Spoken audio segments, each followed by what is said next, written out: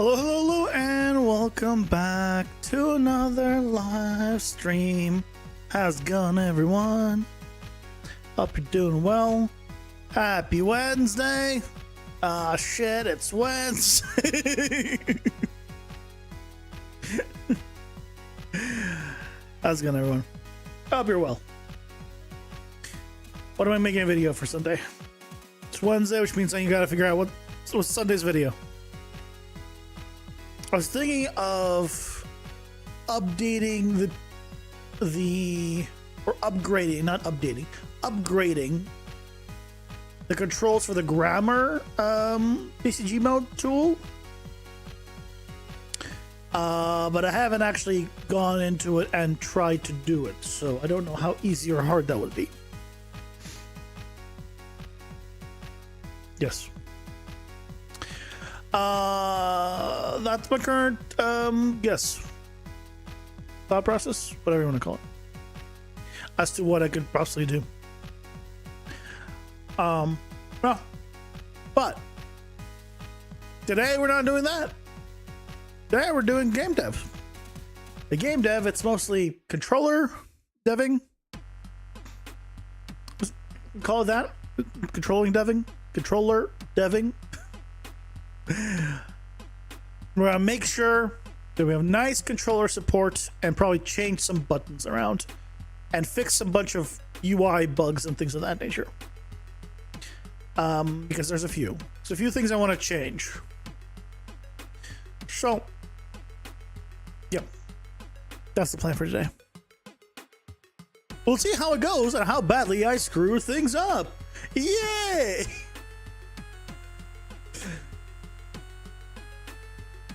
I can't wait. We were done with this. There you. Close all this. This is the one. This is what we're trying to work with. Okay. So, first things first, I'm going to change the way the navigation here works.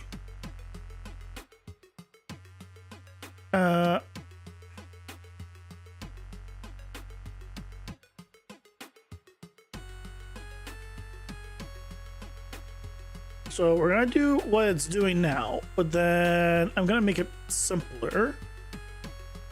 Oh, I guess I'm doing the sequence here. No, this is fine. This is a scroll widget into view. Padding, yeah, that's all fine. So left checks if it is 0. I could just grab the one we were just doing, but if it's basically left, if it's 0, then it puts the last one. Otherwise, it doesn't a decrement, which is fine. Right checks if it is the last one. If it is, makes it the first one. Otherwise, it increases it. Yep, it's fine. The one I want to change, I think, is the up and down, because on the deck it actually goes in the loop. But I think I like the way it did it on the other one, where it only, like, if you hold up, it'll just be at the top. That way, if you do hold, you're expecting that you're going to end up whenever you let go at the very top or at the very bottom. I kind of like that. So if it's less or equal to, we don't do this. We just set it to be 0. Otherwise, we're going to set it to be the value that it should be. And down, same thing. We're not going to set it to be 0 ever. We're just going to set it to be this one, which is the final version. Okay. So that's the first thing. The next thing I want to do is we got to fix this. So, how do we make this better. I want to add in the sorting in both directions. I want to swap one direction and the other direction. But there's also the swap in terms of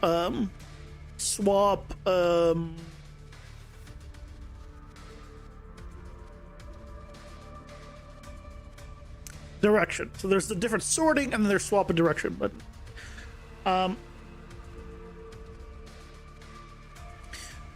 one way of doing it would be to put the icon below.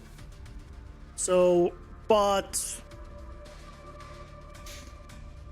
it would look bad if we did just that. I can make this whole thing bigger and then put the icons below. But let's start with adding the ones on the sides first.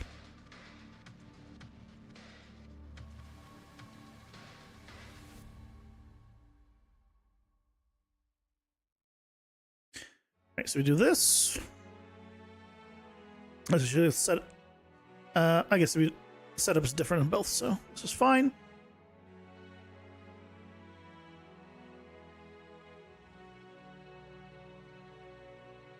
I want padding. So,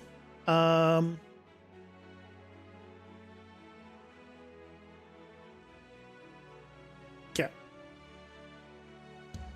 So, left one. Oh, let me turn on the controller. Where I need that. I'll probably use Q and E here as well. Consistency.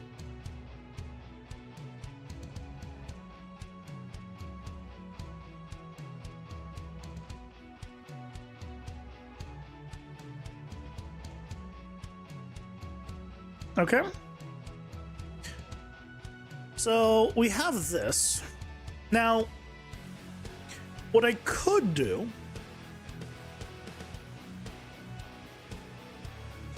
is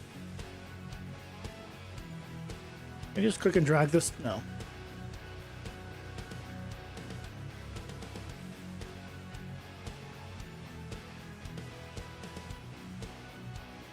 Right, we could do something like this, where it would be below this. But like we could have one, like let's say here, and then just estimating the positions.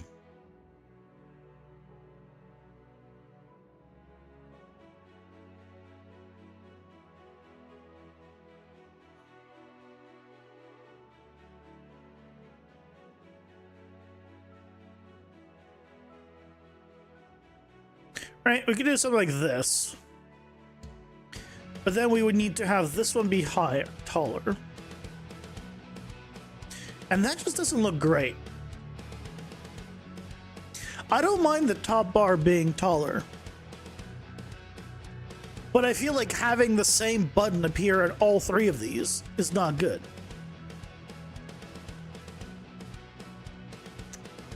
So, a taller bar might not be bad though, in general, because that would allow us to maybe have this as a 2x2 version instead, also.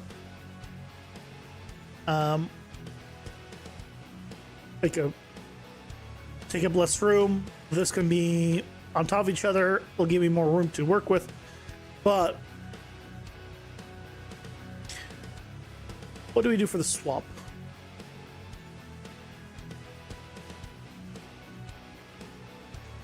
What do we do for the swap? I could put it like to the right.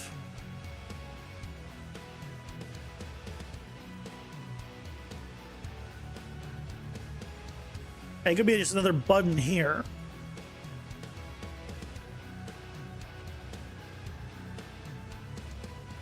But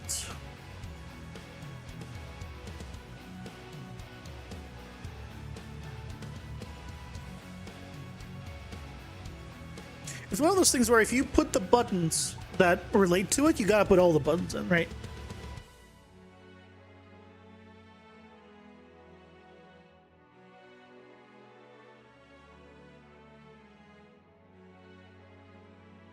I don't think there's any way for me to change the size of this, right?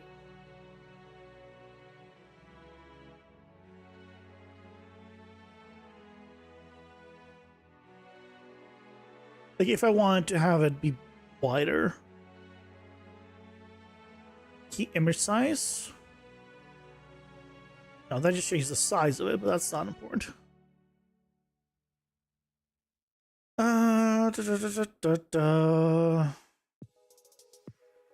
No.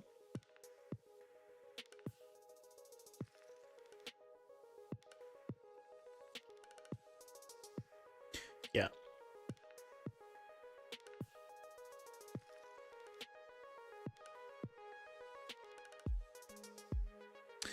Okay.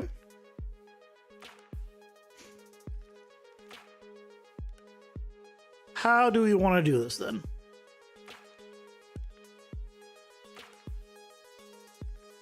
How do we tell the player what button to press?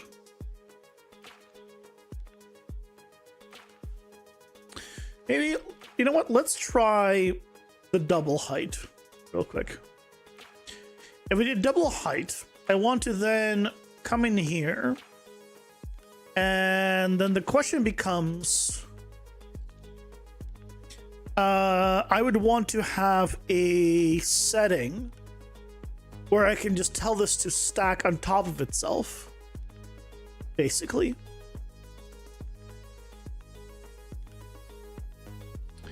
So the way we would need to do that is the easiest way would either be to have multiple of these that are, some of them are hidden, some of them are not. But that would be a kind of a pain in the butt. So the other way of doing that would be to put it, to work it with it as padding. Right? Because you could just pad this to effectively be... Can you pad this to be... Can you actually pad this? Right, you do this, but you can't pad it to the left.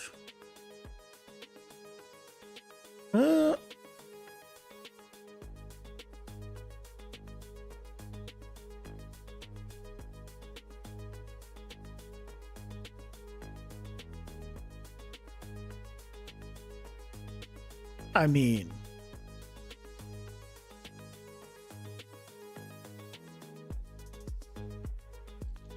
It's not great, right? It's not great.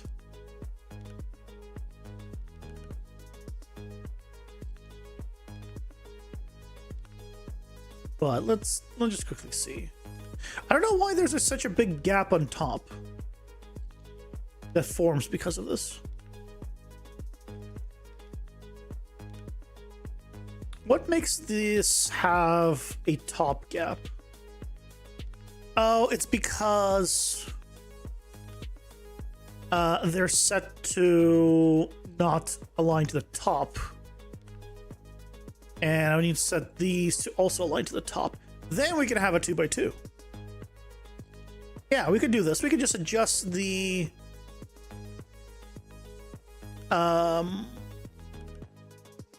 we can adjust just the padding and tell it to basically be a 2x2 with a checkbox. Let's put it back where it was, and then we can just change the values. Yeah. Hey, Revolution Art, welcome in. How's it going? Hope you're doing well. You use a vertical box instead with 2 horizontal boxes if you want 2 rows. I want a checkbox that will make it either 1 line or 2x2. I'm thinking. And because of that, I was thinking that if it was do a vertical box, that would need to do 2 horizontal boxes inside of vertical boxes, and then it's going to get a whole thing. Then you have to... So I was like, maybe I could just get away with just doing... just doing padding. And padding seems like it's going to work. So let's do that. So let's do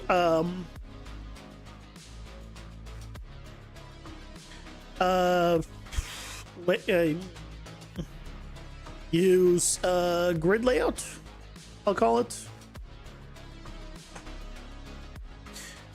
We'll always rename it later.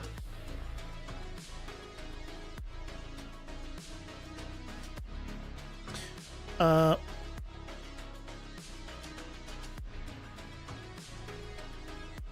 doing all right, doing all right. No,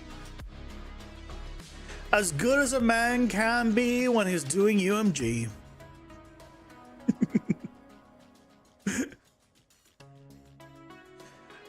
Let's go ahead and make this a variable. We'll call this third icon and fourth icon. So by default, their padding is 35 and all zeros.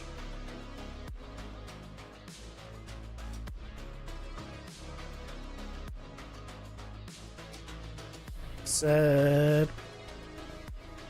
Wait. There's somebody I can set padding. Oh, I can't.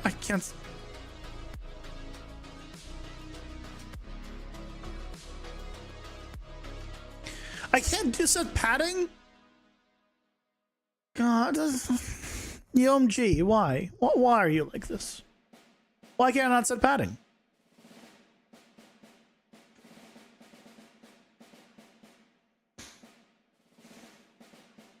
I want to control this.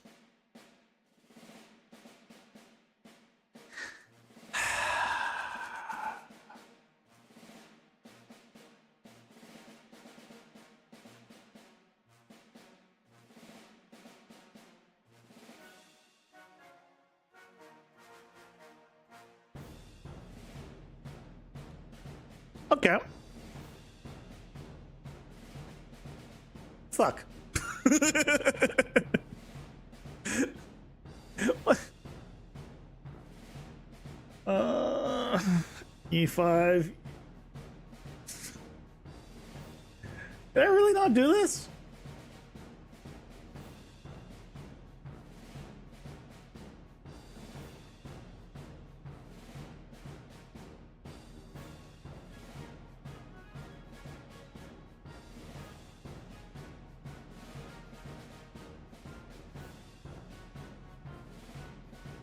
Yes, you can set the padding. How? If you have a reference to your user widget, alright, you use note set padding is not a node. Okay.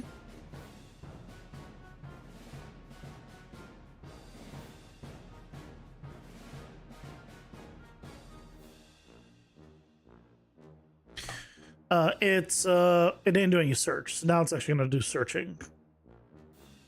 Once you tell it once that it's wrong, it's like, oh, we probably should search the answer for this. There you go.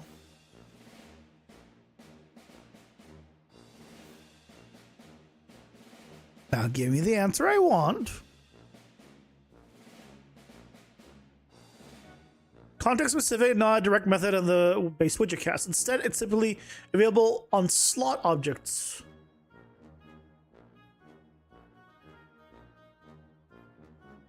Get a reference to the vertical box, horizontal box, overlay slot. I can do it on overlay. Hey Isaac, welcome in. How's it going? Hope you're doing well. Maybe I can do then wrap with overlay. Make that a variable. Let's test this. Nope.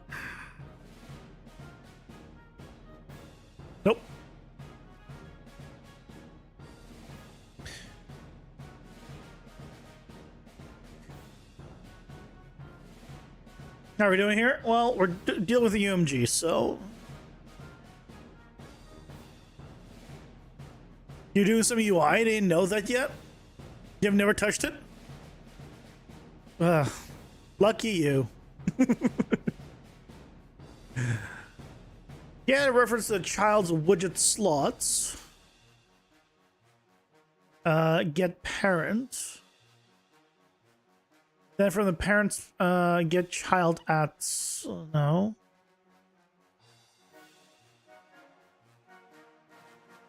Oh, you need to cast to it? Oh. Okay, so what it wants us to do is let's wrap this with an overlay. Okay. Make it a variable. Cast to... What?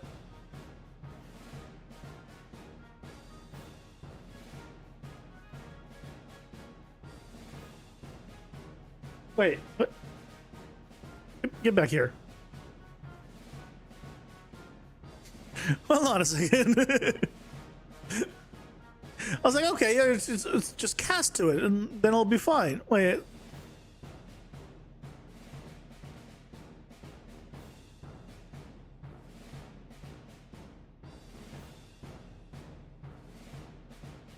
Cast to vertical slot. Cast to... So there's a cast to vertical box. Cast to overlay. Why could I not do it from here?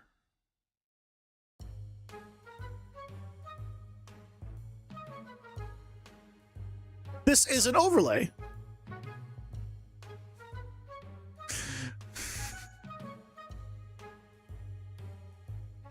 I can't do padding either way.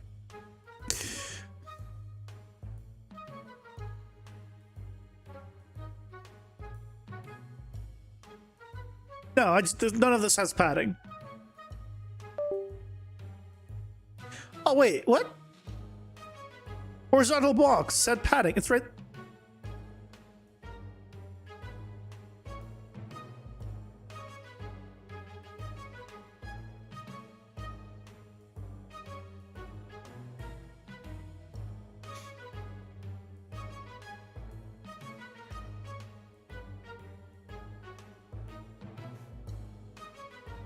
Overlay object reference is not compatible with overlay slot object reference. I think it's slot as size box or slot. Slot? What? Set slot as... What?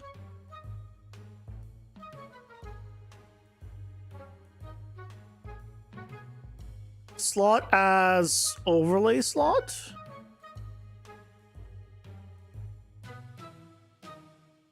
What the shit does that mean? God, I hate it. Oh, God, I hate what UMG. What the shit does that mean? What does it mean slot is overlay slot?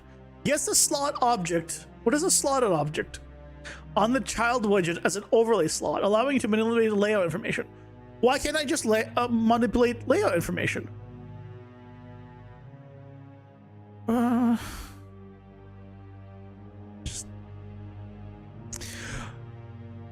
too stupid for freaking UMG, okay? Can we just all agree on this? Because I agree on this, and I think you agree on this. This won't work, right? Yeah, of course not. This? Okay, this I can. Okay. So here's test number 1. Pre-construct. Okay. So right now, it all looks normal. Let's make sure this was gonna work. Top 100.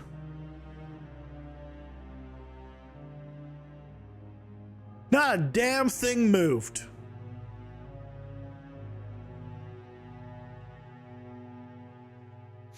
Not a damn thing moved. Okay. So what if I wrapped it with an overlay and I did it on an actual overlay?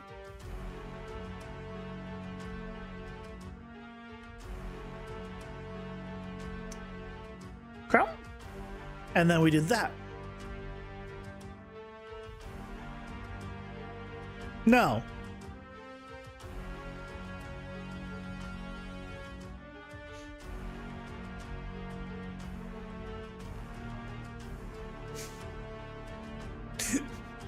This is actually an overlay now that we're trying to do this on.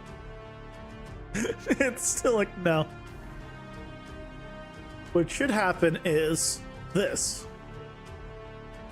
But it ain't doing that.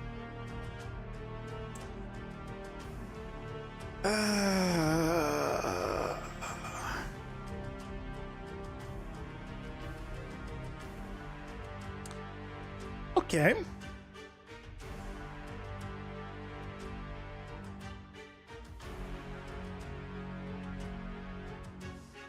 Try another object like size box? Sure.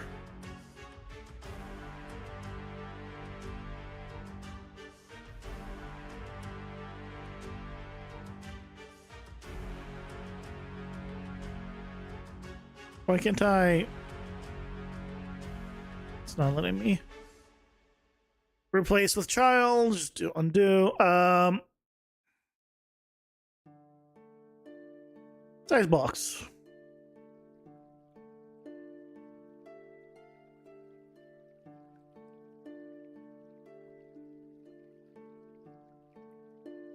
Slot as size box slot. Set padding.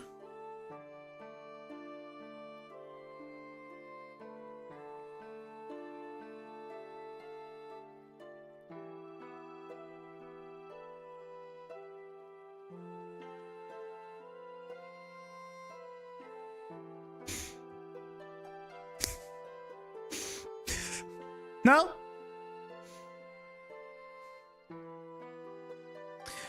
Because fuck you if you want to move something.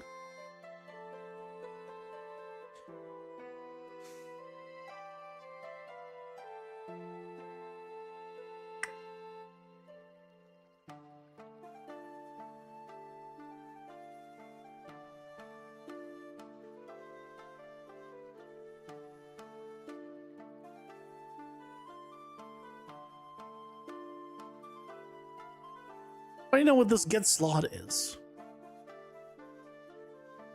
That's not padding. Just pain. Pain is all I have. Get content slot.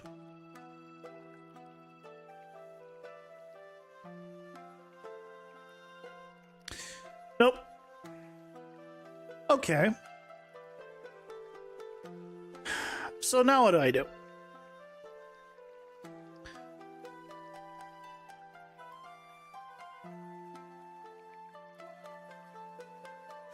I want to be able to control. I could remove it from the horizontal box, replace it with an overlay.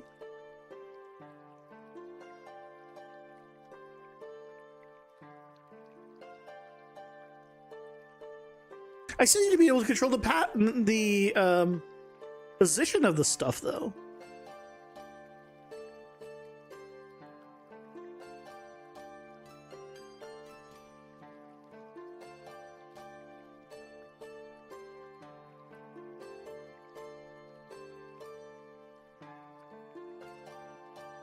Ads are here, pausing for ads.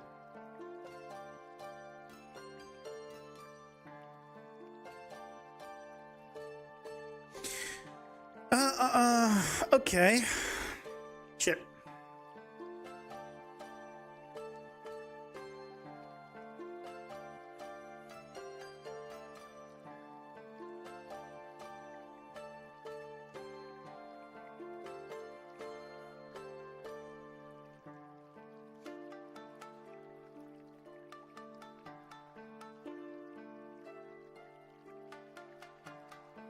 Get pair and get slot, set panning.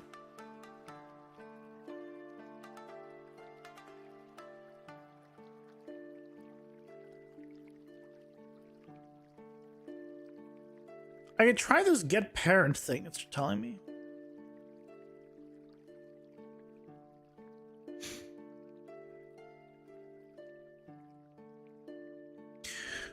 Try it again after the ads.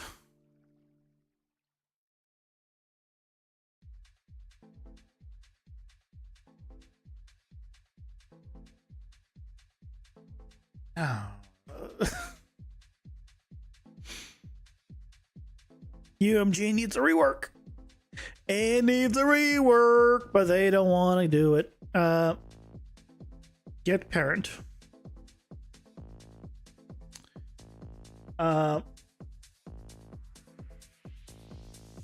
Get slot.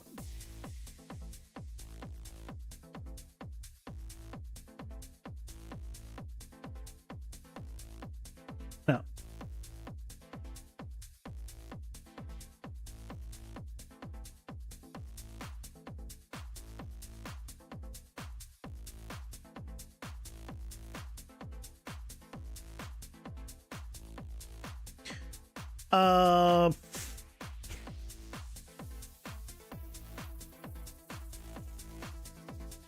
Cast to overlay slot.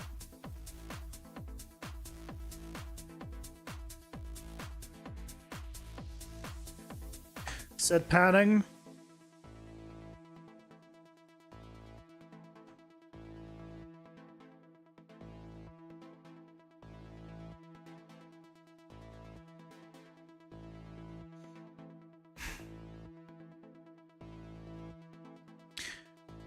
Oh, sorry.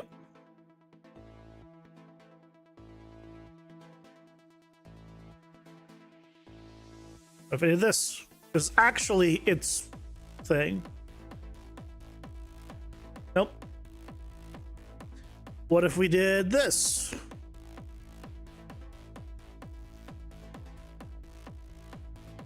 Nope.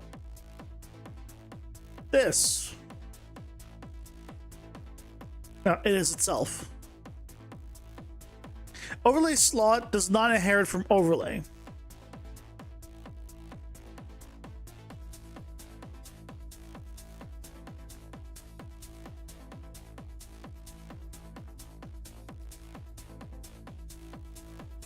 I don't understand that.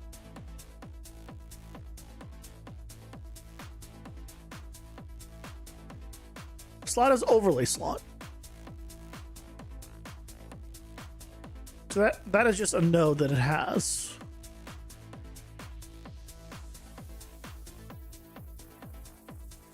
But no matter what we do here,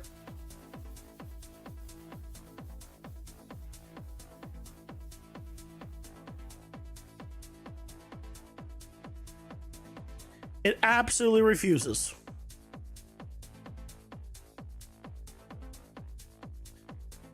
Okay. How do we move it?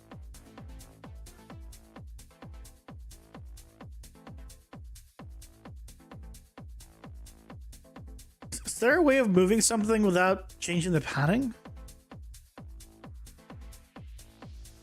Hey Nimdu, how's it going? Hope you're doing well. That's because padding is for resumes. You need to convert type to cast first.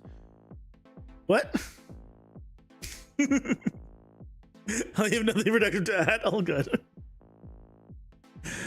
You're fine. You're fine. What about translation? Can we use translation? Could we just use translation, maybe?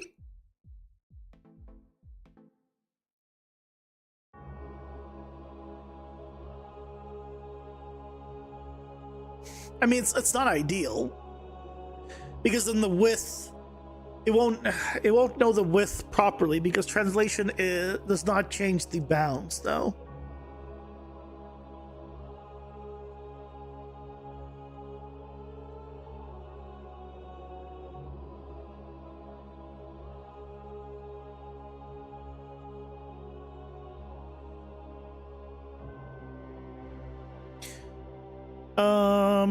We could do.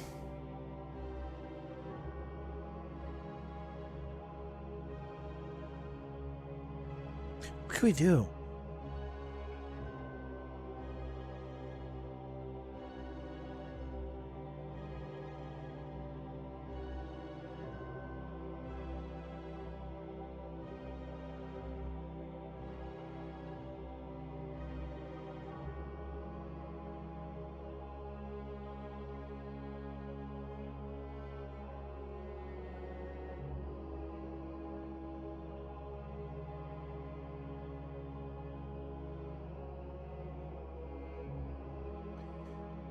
What could we do?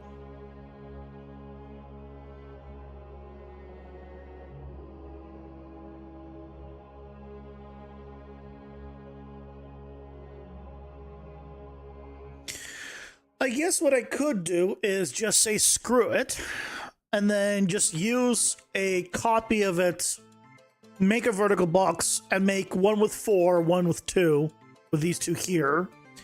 And then based off of a Boolean, I can turn off these and turn on these. I wanted to avoid that though.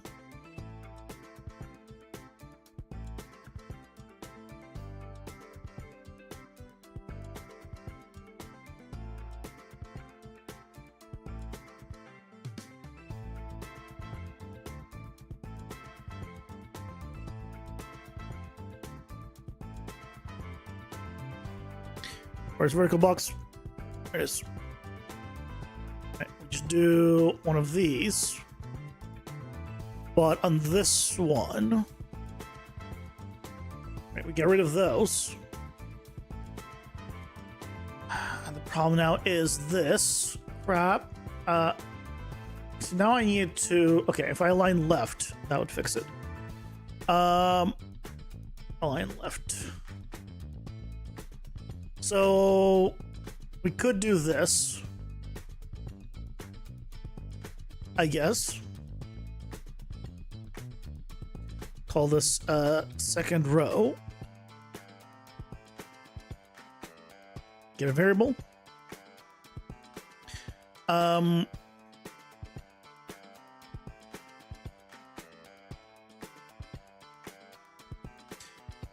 then here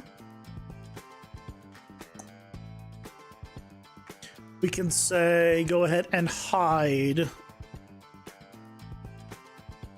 Set visibility collapsed for third and fourth icon.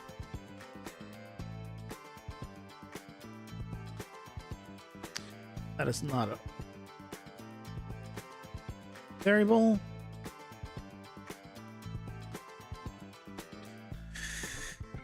I wanted to avoid duplicating the freaking icons. I just wanted to move them, or duplicating the like all of that logic, because now I have to also set it up here.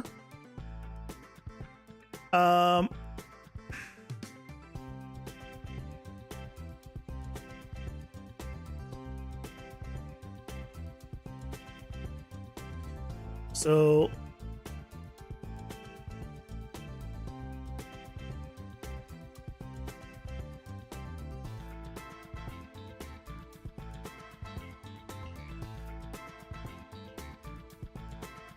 we got C2 and D2. Can we just do this? Okay, we can plug in both into the same one, thankfully.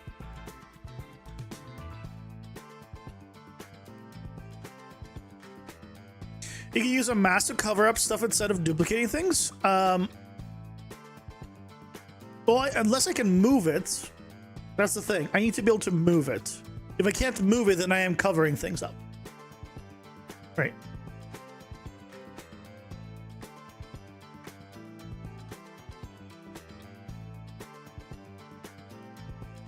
So basically, we now need to have a.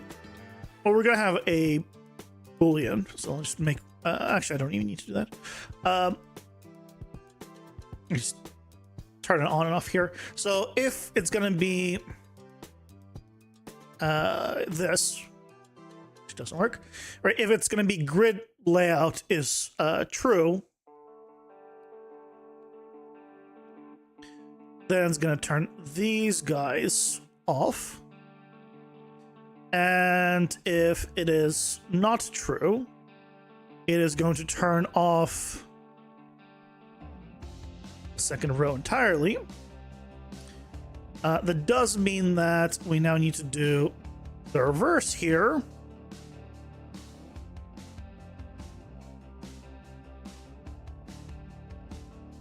Make him visible in the other direction.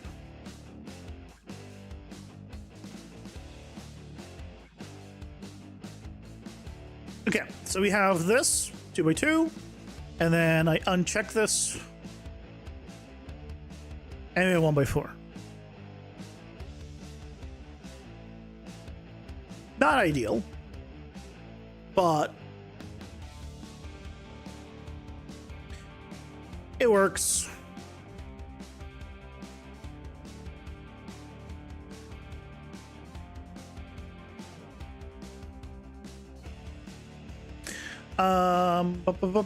I am gonna need this on, I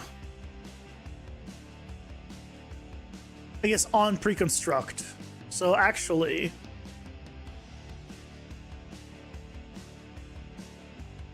put it back here, get rid of this function.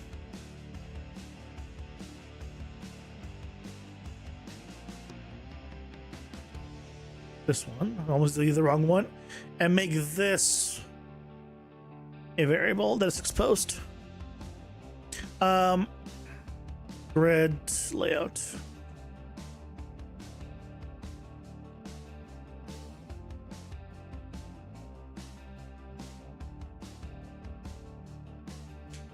Not ideal, but it works. Sounds like programming in a nutshell. I mean, you're not wrong. You're not wrong. So now here, sorry, where is it? Here, we have this. I can just turn this on, and then we have that. Okay. So we could have it be now double and experiment with a thicker top bar. Whether or not that is good or bad is very debatable. But we could do a thicker top bar now. Because then we could theoretically where is this? This is here.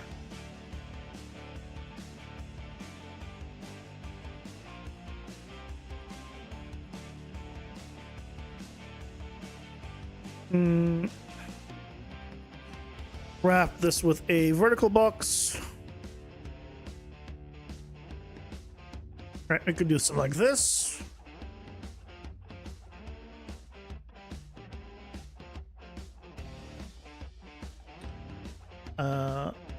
And then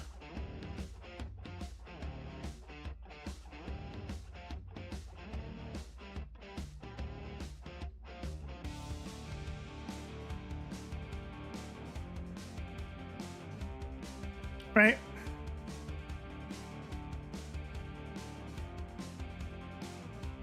So we could do something like this. Then probably we'll want to drop this.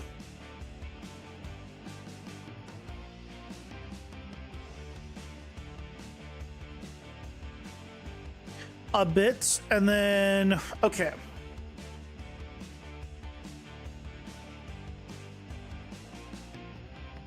Let's just see what this looks like real quick. Before I go crazy and move everything, let's just see what this looks like. It's probably a good idea.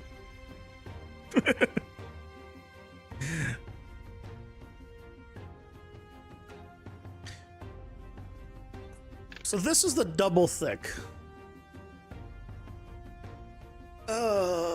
It does look way too thick, doesn't it, though?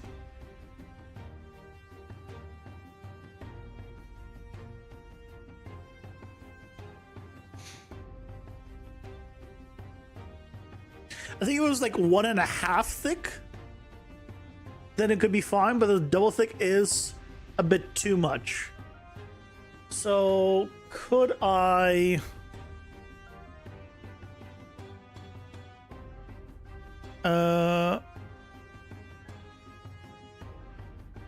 Make this 75. Wrap this with a scale box. User specified 0.75. And then this wrap with a size box. Oh, nope. Scale box.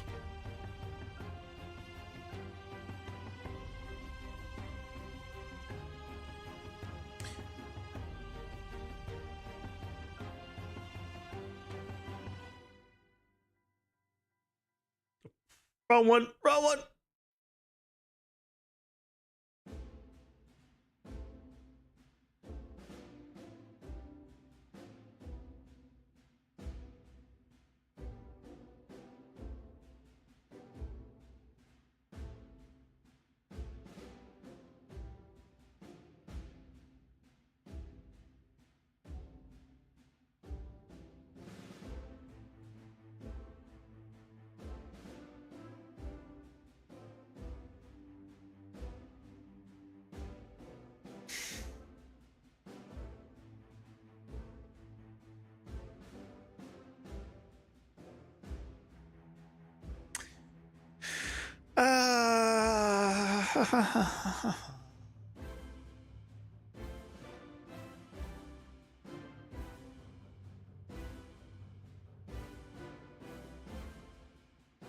By the way, the main reason for all of this is I need to figure out where to put this button.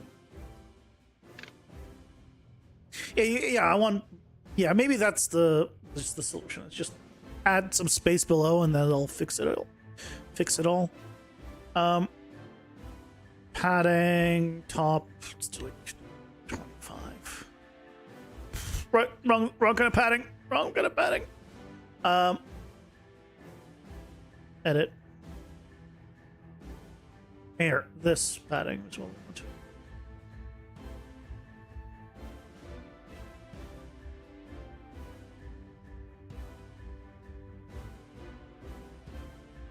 to. Probably less so.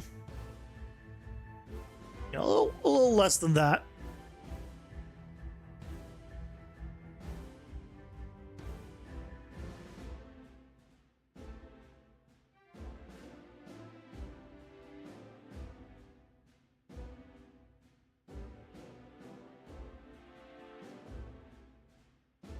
It did used to fit really nicely vertically, where it didn't even just scroll. There were two lines. Now there's a little bit of a scroll, which isn't the end of the world.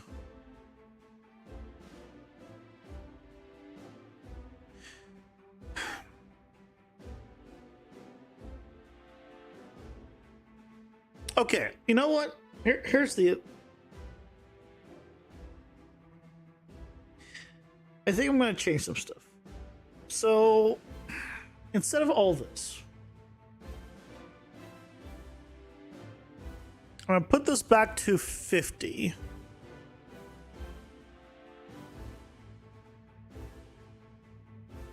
I might just kill this thing entirely.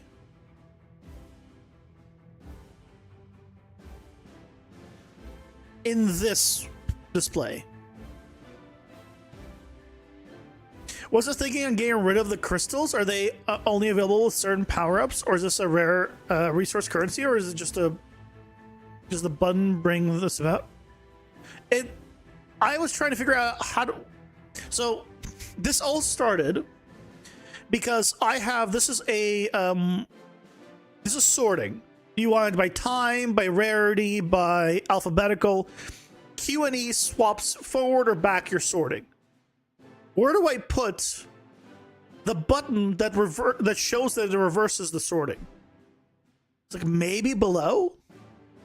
But if I want below, but if we try to do it below, then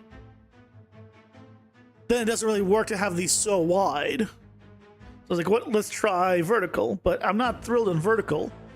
But now I'm thinking maybe I just kill this entirely, because all this is, to be clear. Let's ignore the fact it looks like this now. All this is is just the meta progression stuff. I mean, I say all this is, right? It's this stuff that is in the shop that you see here. Is just available in your deck builder, but you don't really need to see it in your deck builder, I guess.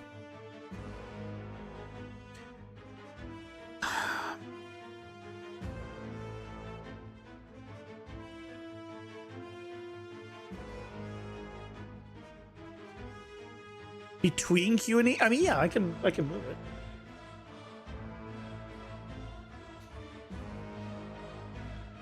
Right, it could be to the left. This is just as a test, so here I'll just do.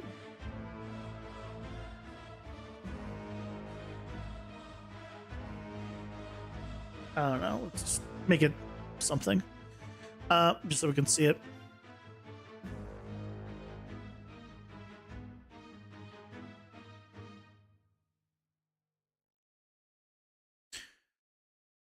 But the button doesn't really scream that it's... That's what it does, right? Instead of being a button, it could just be the default sort option. Well, no, like... Right? So each one of these, right, is different. So if I come here just real quick and just show... right, I can click this and it reverses the sort. It's blue versus orange, and then click on another one, and there's a different sort, and then again I can reverse it if I want to. I don't have any other rarity tiers, so that's why that one doesn't do anything. But so right, if Q and E are to go between the sorts, then I need another button that goes that swaps. Now the alternative is I only have one button that just goes to the next sort, and a button that swaps it, which is how it was designed originally. You could only go to the next sort, but there's only 3, so it's like going, if you like, oh crap, let me go back to the one you had. It wasn't a big deal, but I felt like it's maybe better to just do tab based. Just a stupid button that's really hurting me more than anything.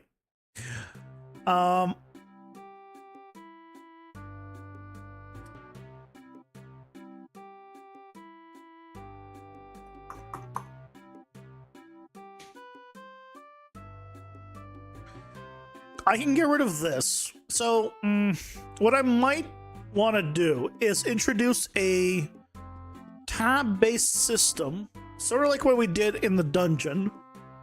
So, right, so this is going to the dungeon.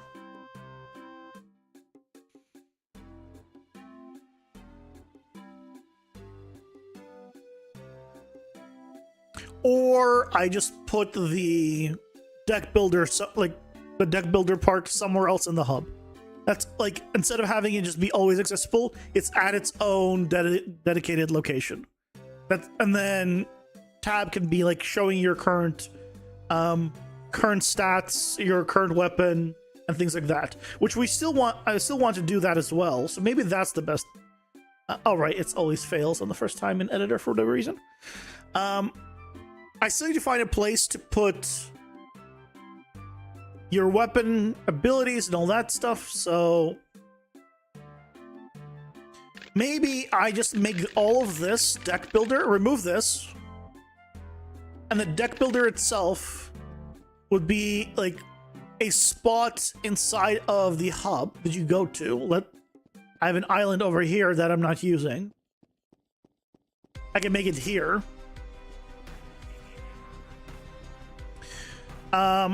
Right, we put it back to the way it was. So that way, this would be where it was, so you can still have the sort and everything. It wouldn't solve the button problem. Just to be clear, the button problem will still be the button problem. We'll still need to figure out. But then me pressing tab, this screen by default will no longer be the deck builder. It would be your equipped weapons abilities and explanations on them, your current stats, and your pickups and how many you have, like all of your information about your current progress and your current setup. And maybe one of the tabs there would be your current deck, and then to actually modify the deck, you would be able to go to the deck builder. So one of the tabs would just be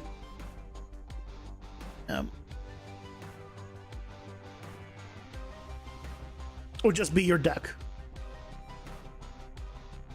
You have a 9 million over here that it's not using. Sounds like a billionaire in a nutshell. I wish I was even a millionaire. Hell, I would be ecstatic to just say I'm 100,000-aire. So right here, this is inside the dungeon, right? So here we have this setup where we can go between the different cards, basically. Here's the cards you've collected in this run, the cards in your deck, the cards you discard. So when you choose a card here, right, 2 of them go bye-bye. So if I grab that one, there's your discarded ones, and then your deck has shrunk here, right? This is, and then here's the pickups. So like I could do this kind of setup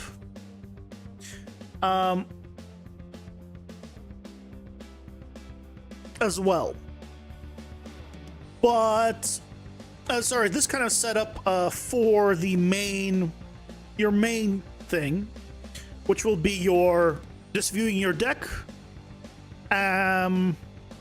Here, let's actually write all this down.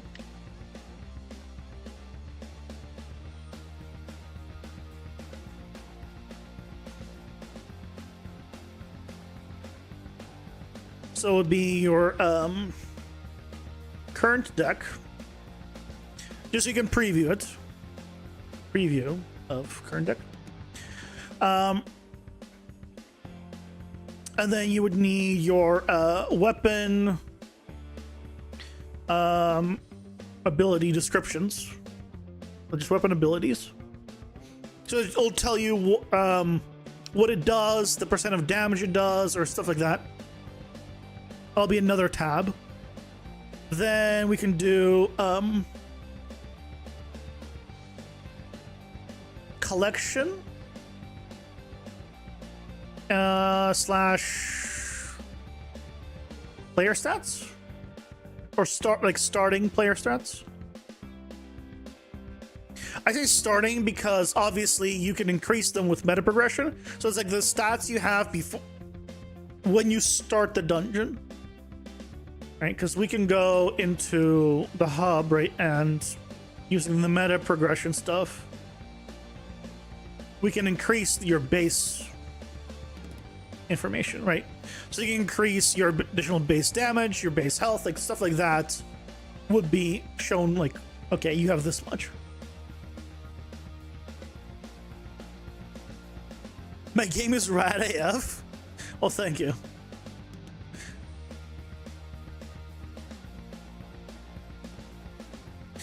So we could do this, and then the deck builder is its own separate thing in that little island over there. And the position of it kind of makes sense too, because basically you get the boss cards here. So when you can go shopping for boss cards here.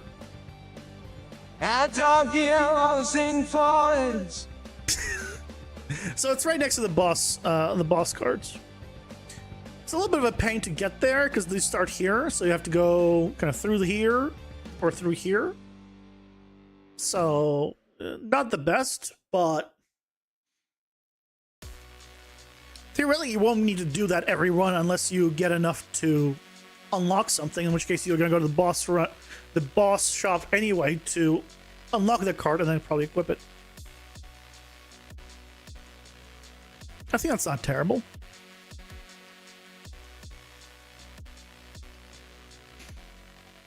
Hey Leo, welcome in. How's it going? Hope you're doing well.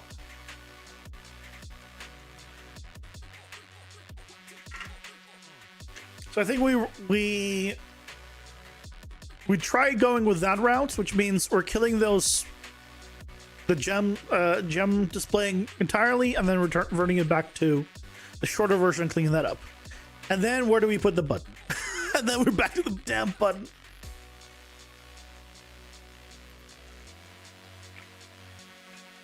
I might just put it to the side of the two main ones, and just be like, hey, if that's a button there, if you press it, it does the sword. You do it, press it once, and then you know what it is. I don't know. I think that for now, that's the best course of action. You think you just figured out a way to show different character stats within a team in UI? Nice. Names, thank you very much for the sub. I really appreciate it. Thank you, thank you.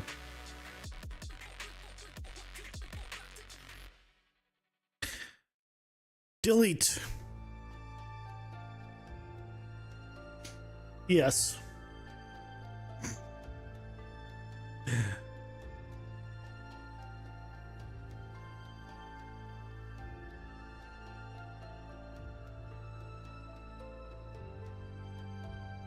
We're just not gonna do.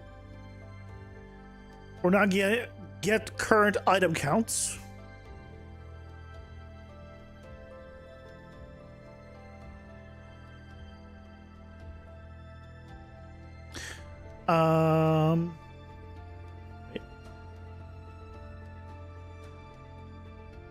Yeah, because it's no longer a thing.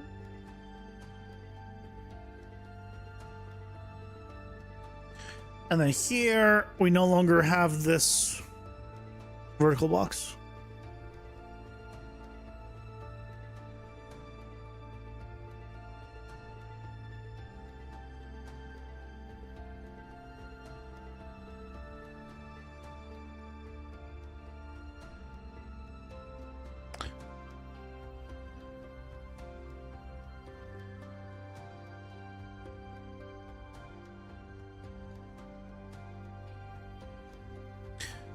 I just need to clean this up and then we'll be good.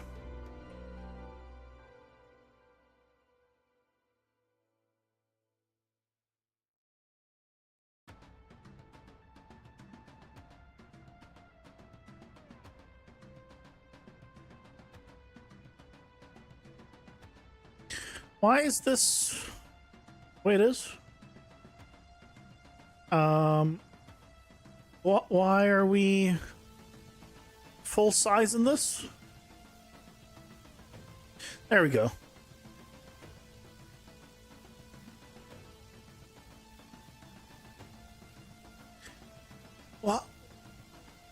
Why are you not both on the same elevation?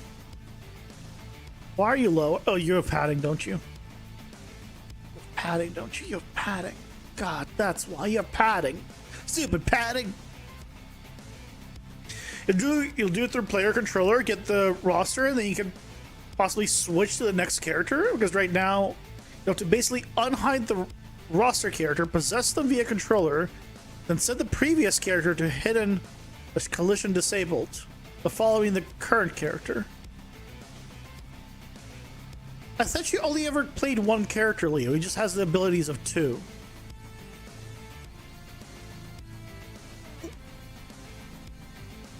Is that no longer the case?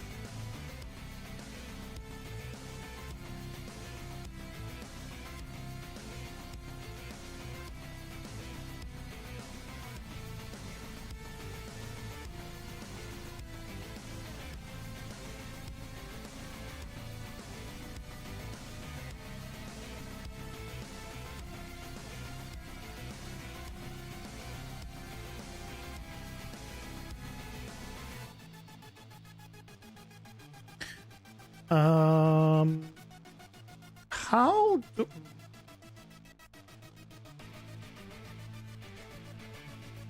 Why is this only taking up this much space? Why isn't it taking up the full space? Does that matter? Is it because of the padding? No?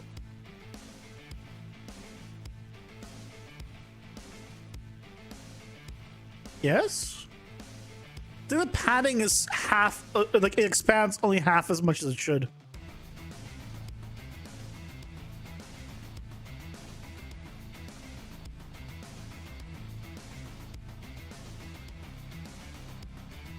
Okay, well, we can do this.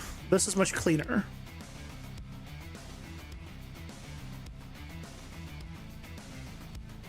You're contemplating keeping and having all characters share stats, and then builds get extremely wonky. Because everyone would share the same gear, but the abilities that scale to different things that don't exactly mesh well, so you're keeping it separate. Okay. That's because the object's 0, 0 is in the middle and not a corner. Yeah, but it lines up everywhere else. But if I move the one inside of it to the right, then it's fine. It's fine. Just you know what? It doesn't matter. We're just gonna pretend it's all fine, and we're not gonna cry about it too much. I'll cry about it a little bit. Just pretend I'm not. Okay? I'll cry on the inside.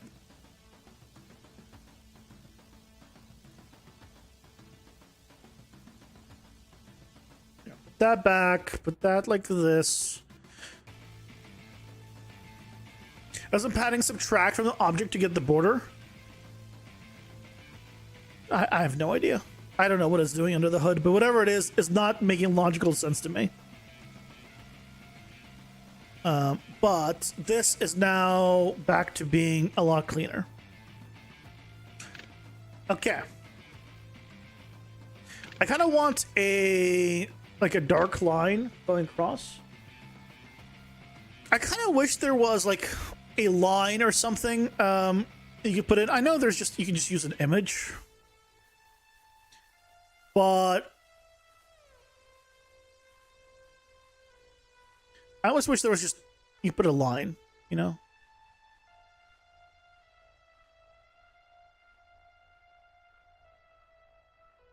So we'll make it full width,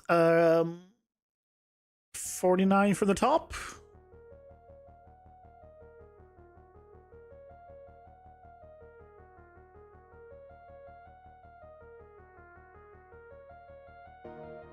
All right, we just make a nice little line there.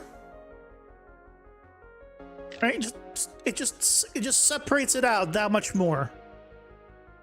Beautiful. Padding is weird. Astic margin. Maybe you're thinking too much web dev. Padding is one of those things that has hurt my brain too much. Dealing with in UMG, I'll be honest. That's just one of those things that just hurts my brain. Hey Zebra, welcome in. How's it going? Hope you're doing well.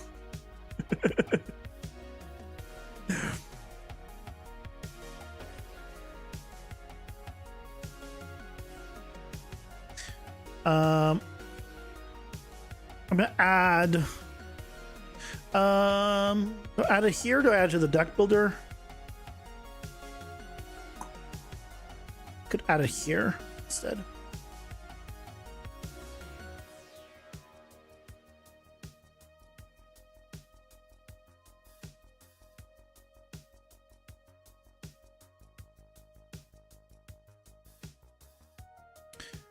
It might be bad to put out of here, actually.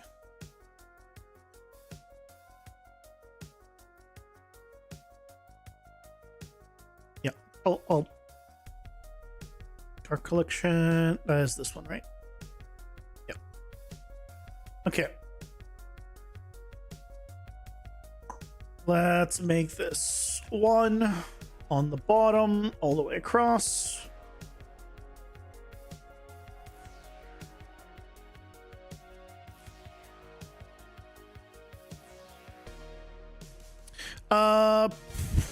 Probably should make the deck builder just a different color, honestly, to separate it out more. The deck part, I mean, make it a separate color. More UI, is it cooperating? Never. It's never cooperating. It's the worst. I think the only thing I don't like more than the UMG and Unreal is the sequencer and just non-runtime stuff. Although I will say I watched the Unreal video about Expedition 33, and apparently they use sequencer to line up a bunch of abilities and have them trigger, and basically just have the sequencer do a bunch of specific abilities and animations, and have it make sure it always lines up. So instead of doing it in the animation, right, and doing as anim notifies, they did it as sequencer, which I found interesting. Whenever you're doing battle with padding and margins, they get a background color so you don't get too lost in the sauce. Good way of doing it.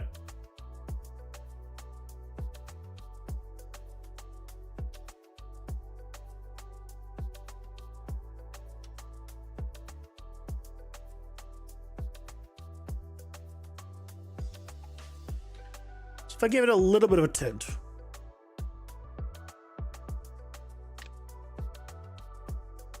To be a little more.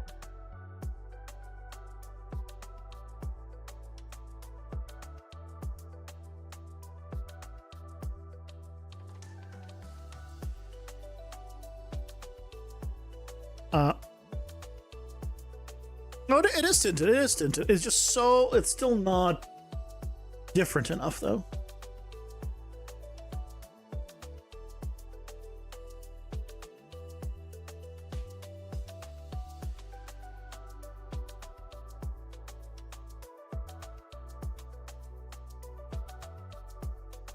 Okay, now it's different enough. You can tell that's a different section.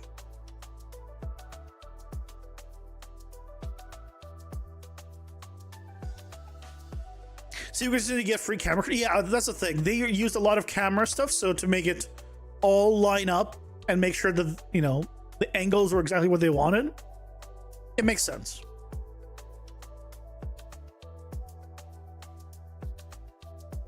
Pretty smart for a turn taking thing. Yeah, it is. Yeah, it's for turn. It's turn based, and different abilities have specifically like cool camera movements, and everything. So it makes sense that they instead just use sequencer to like spawn all their stuff and everything. I think that's how Wuthering Waves do their alt animations, having a sequence be played. Disable camera control during it, or rather aim control. Yeah, it makes sense. Latest Unreal Engine video about Claire Obscure. They also use sequencer in their battles. Pretty much, that's what I'm talking about right now. Revolution Art. That video is literally what I'm talking about. So yes, they indeed did do that. The only thing you can't control in sequencer might be object occlusion. I mean, I have no idea. I don't know if you can or can't on that one.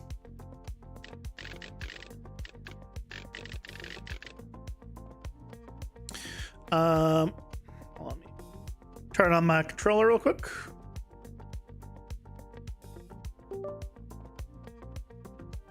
Why does Steam keep opening up when I turn on my controller? Stop it. I don't want you on.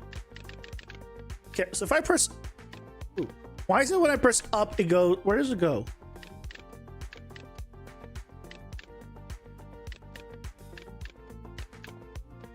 Why does it disappear?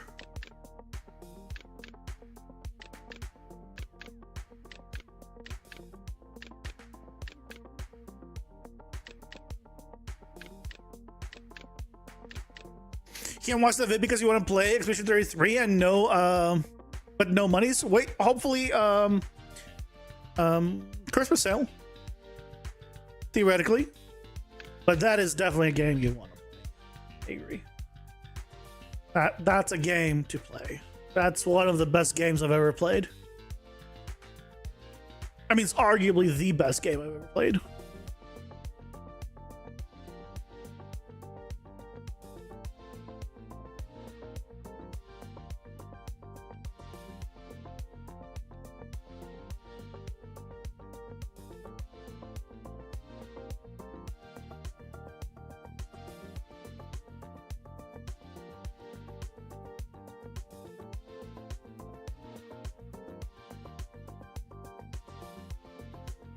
So the Game Awards, yeah, I don't know, like, it's nominated for tons of stuff, but I don't know if it's probably it deserves all of them. It is the only game I've ever played that I want to listen to the music outside of the game.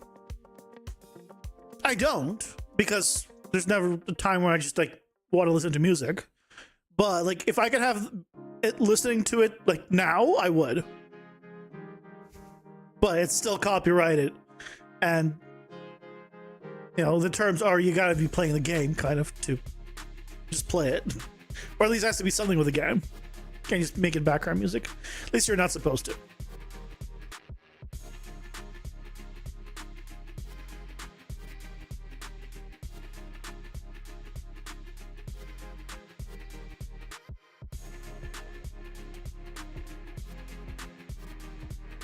So what's going on here?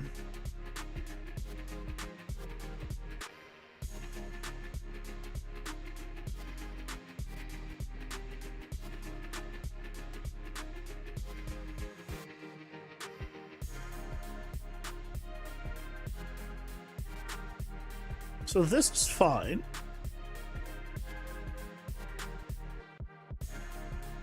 This is fine. The problem is the up and the down.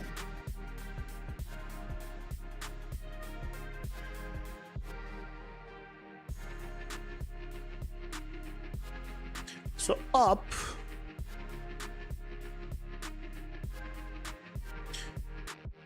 if it is less or equal to 8,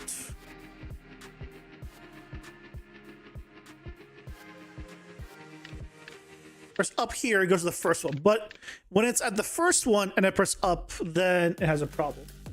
So what's going on? So if it is less or equal to 8, then it does 0.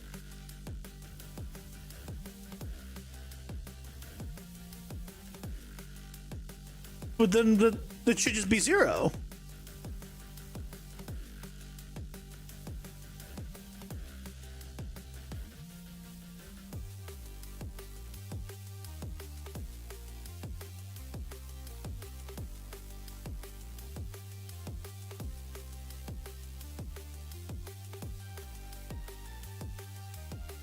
It's because of this. But then it should reselect it. Hold on. Let me turn off this deselect card.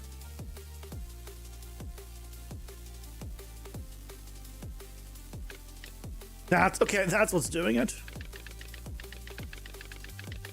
It's a deselect card.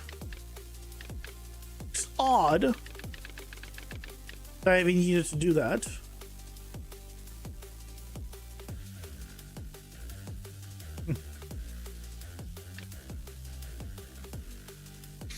I don't know what I had the deselect card for, but seems like I no longer need it. You probably set out a set hidden in-game notify to all environment objects during the alt animation, now that you think about it, then enable it during the last few frames. Maybe. We won multiple categories, last you heard. Wait, are you talking about... Well, there's a lot of Game Awards. Are you talking about the Game Awards? Because has that happened already? I think the Game Awards have happened. With the guy whose name I cannot remember.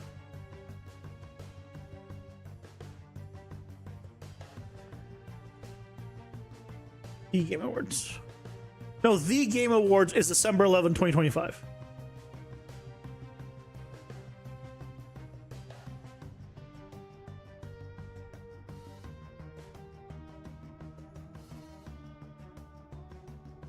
This guy.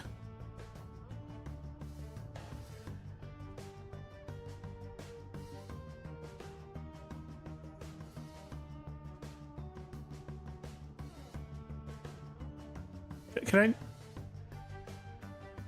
Oh, can I just see them? Do I see the nominations?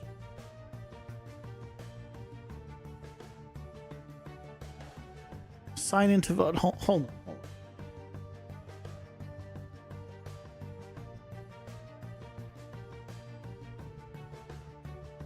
I'm just saying with Twitch.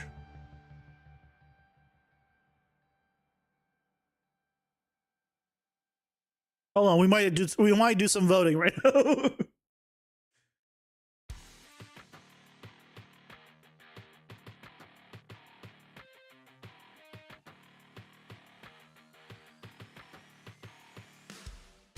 How do we?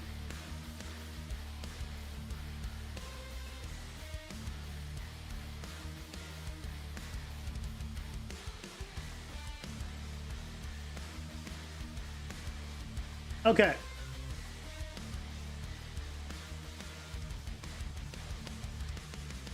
Okay, where can I put myself? Put myself here. Shall we do some voting for the Game Awards? Apparently, it's that easy to vote for your stuff. You sign in with Twitch, and you can vote. Might as well. Look through them anyway. I mean, I have not played most of these games, so keep that with a grain of salt. You know, I've not played most of these, but I've played some of them. And I only vote in categories where I'm like, okay, game of the year. Yeah, I mean, look, I played Hades 2. I've seen gameplay of Holocene Silksong. I mean, it's not a game for me. Like, I've seen gameplay, but dear God, Clear Obscure, just Jesus Christ. Hades 2 is so good too. Hades 2 is great. But play Expedition 33. I mean, again, for me, I'm also a RPG guy by heart, and I'm also a turn-based combat guy by heart. I've loved both of those, and they put both of those together into an amazing story. I was even spoiled on one of the ending parts that were actually incorrectly spoiled.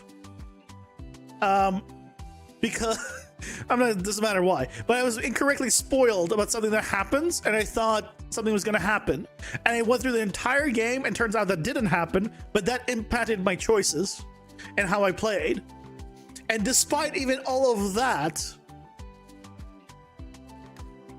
my God, 10 out of 10.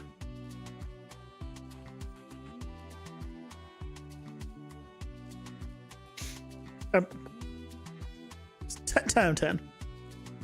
And look, best game direction. See, here's a problem. I've only played I played a bit of Hades 2 during the early access, but really I played Expedition 33. I platinumed Expedition 33. Yeah, you can't vote because you haven't played any of them, but your vote goes to Hades 2 or Expedition 33. Well, that's the thing, right? Is people are going to vote even though they haven't played all games. I haven't played Split Fiction. I would need a friend to play Split Fiction. I haven't played Ghost of Yote because that's relatively recent. Death Stranding I would never play because that's a walking sim. I wasn't interested in the first one either, but I watched a playthrough of it. And I'll probably watch a playthrough of this as well. But I'm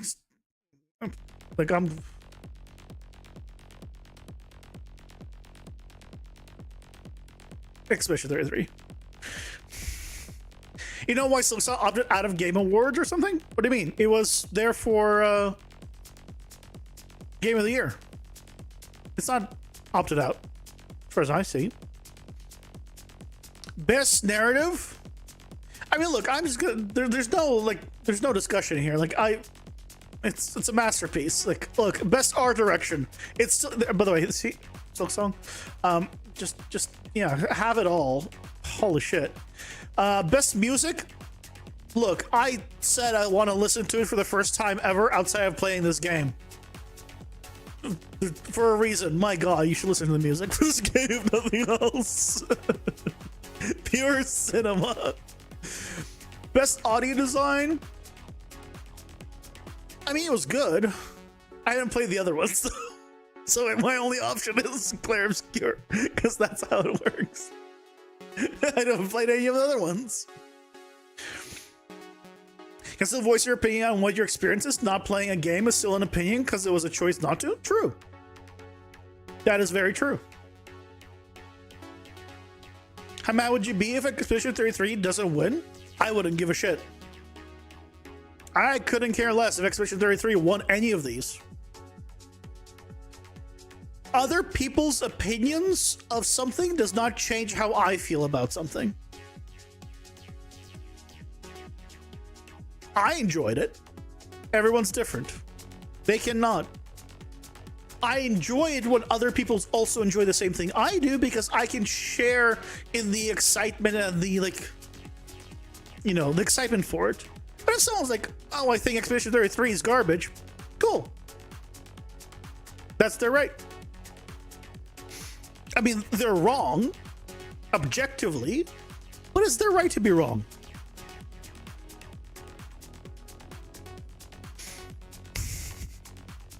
Best performance. Also note here, I just want to point out, okay?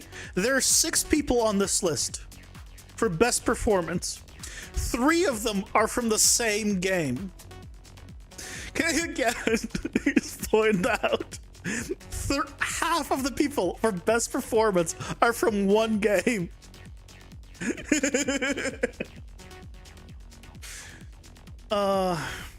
Jennifer English. I mean, look, I gotta give it to Ben Starr. Jennifer English also did amazingly, but I think I gotta give it to Ben Starr. As someone who's played the game. So what you're experiencing Expedition 33 is sweeping categories nominated for so many. Oh yeah, it is like, as someone who's platinumed it, and I'm so tempted to play it again all the way through. It's so good. But again, 3 are from a single game. That should tell you just how insane this game is, right? I have to give it to Ben Starr. Innovation and accessibility.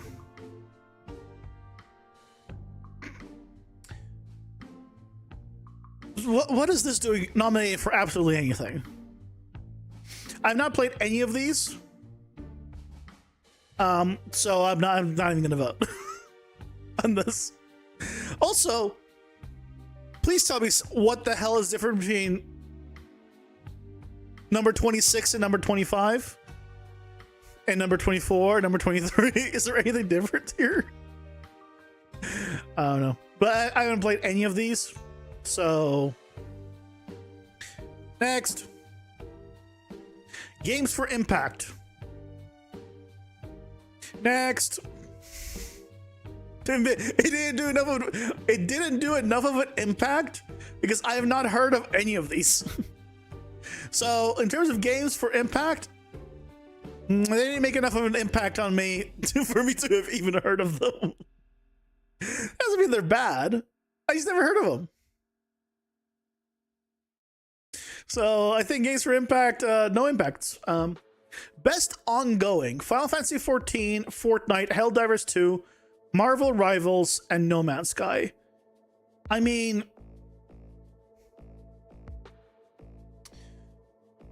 the only one I'm not really familiar with almost at all is Marvel Rivals.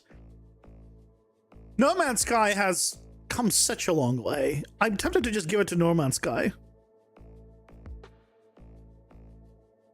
I've not played Rivals or seen Rivals gameplay at all, though. But No Man's Sky, like, compared to where it was to now, is just, my goodness.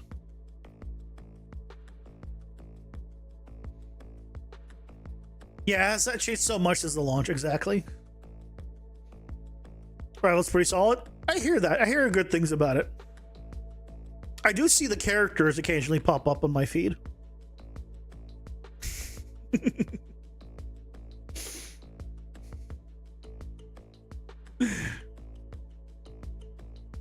No Man's Sky you will not return to. That's fair. I don't know what's if anything has changed in Fortnite. Like, I don't hear about Fortnite in terms of, oh, this new thing. I just hear more skins, animations. But in terms of gameplay, I don't hear about Fortnite at all. So I don't know what the best ongoing part of it is. Best ongoing part is a place to spend money. No Man's Sky went from lies and deception to legitimate the features they promised at launch, however many years later. Yeah. Fortnite gameplay has changes based on their themes. Okay. I'm going with No Man's Sky. Best community support. I mean, I think that has to go to Baldur's Gate 3. Baldur's Gate 3 community is insane. It's so good. And it's community support. But organizing a game for outstanding community support, transparency, responsiveness. Like, they added full modding support into their game. Like, they really let people like do like pretty much whatever you want with the game at this point. Yeah, go nuts. So I'm gonna give it to Larry. Larry's so good. If I could have, Larry's one of the few studios that I'd be like, I want to work there. Best independent game for outstanding creative and technical achievement in a game made outstanding outside the traditional publisher system. I hear good things about Ball Pit. I've not seen any gameplay of Absalom, Ball Pit.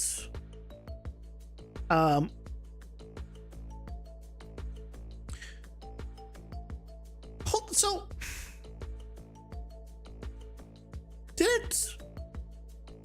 I mean, this says Devolver Digital. I don't understand. Outside the traditional publisher system, Devolver Digital is a publisher. I'm pretty sure that's also publishers, not?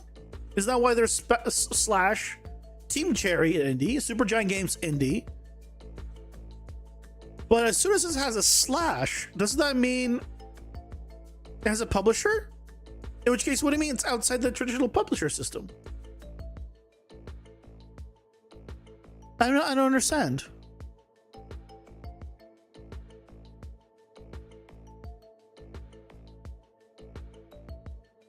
Hold on. Blueprints publisher. Yeah. Raw Fury is who published the game. Now, let me just check.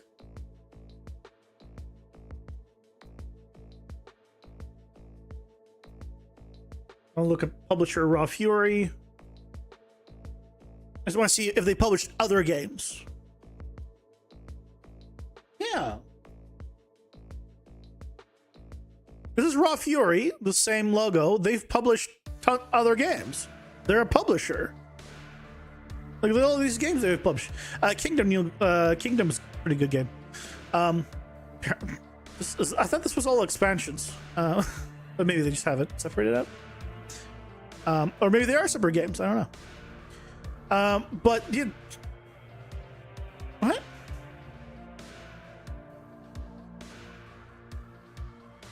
So the only true indie games here for best independent game are Hades 2 and Hollow Knight.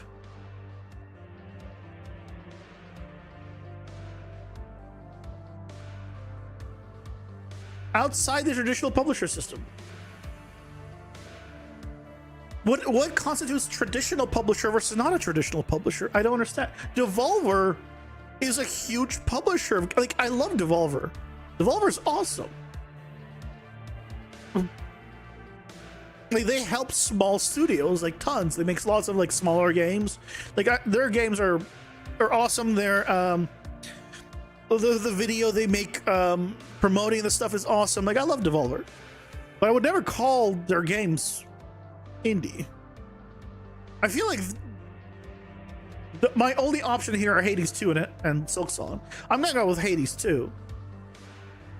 Like, I can't vote for Expedition 33 or any of these. These have, by definition, a publisher, hence not indie. So I'm going Hades 2. I feel like that's...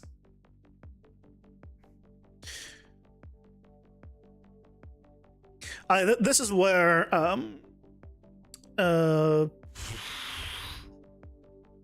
Mega Monk used to be here. I think if I recall, Mega Monk pulled themselves out because they're not actually an indie game. Sorry, they're not a debut game. But I'm going Clair Obscur for a first game, no less. Clair Obscur is insane. I'm currently playing through Blueprints. Blueprints is also fantastic. Been enjoying it. But I've reached the point where I'm too stupid for things, and I'm watching Co Carnage play it like on the side as I play. I'm like way past like where he is, but like, and then like, oh yeah, missed that. Just and using the combined knowledge share there, because I'm like, I don't. That was me, not you. But for debut, Jesus Christ, that is one hell of a debut.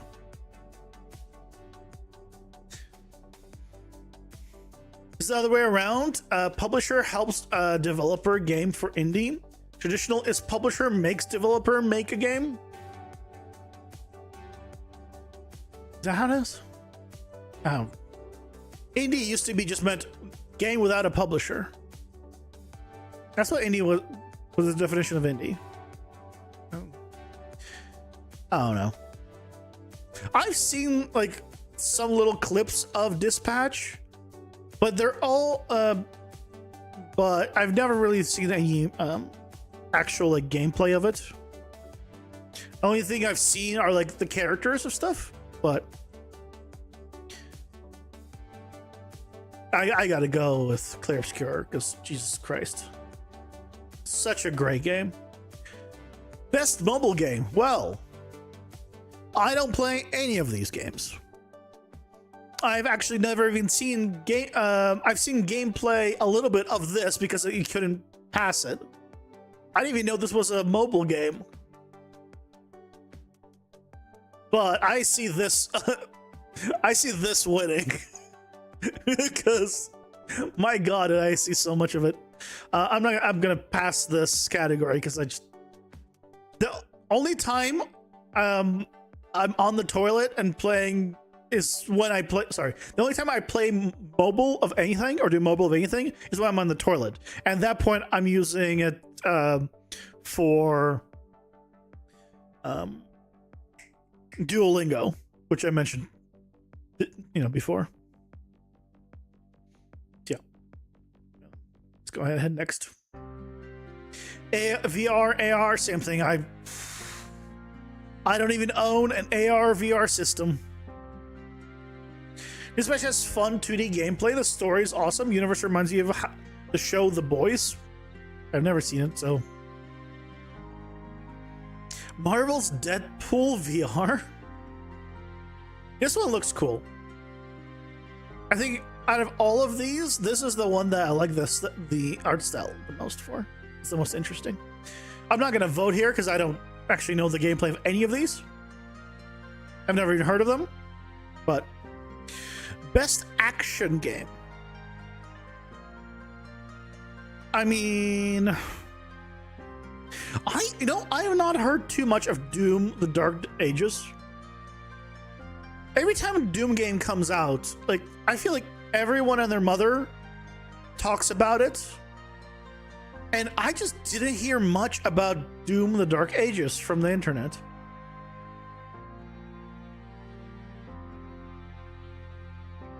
The only one I've played is Hades 2, so I'm going to vote for Hades 2 from that point of view. But I've seen gameplay of Battlefield 6. It's just not a game for me. In terms of games I enjoy things, I'm going Hades 2. You saw a Let's Play of Doom, but the YouTuber abandoned finishing it. Ooh. Did it have issues? Just wasn't fun? Wasn't as hyped as Doom Eternal? Yeah, seems like it. I'm going Hades 2 for best action game. I've not played either of these. I haven't played almost any of these. Battlefield 6 I know about. Hades 2 actually played.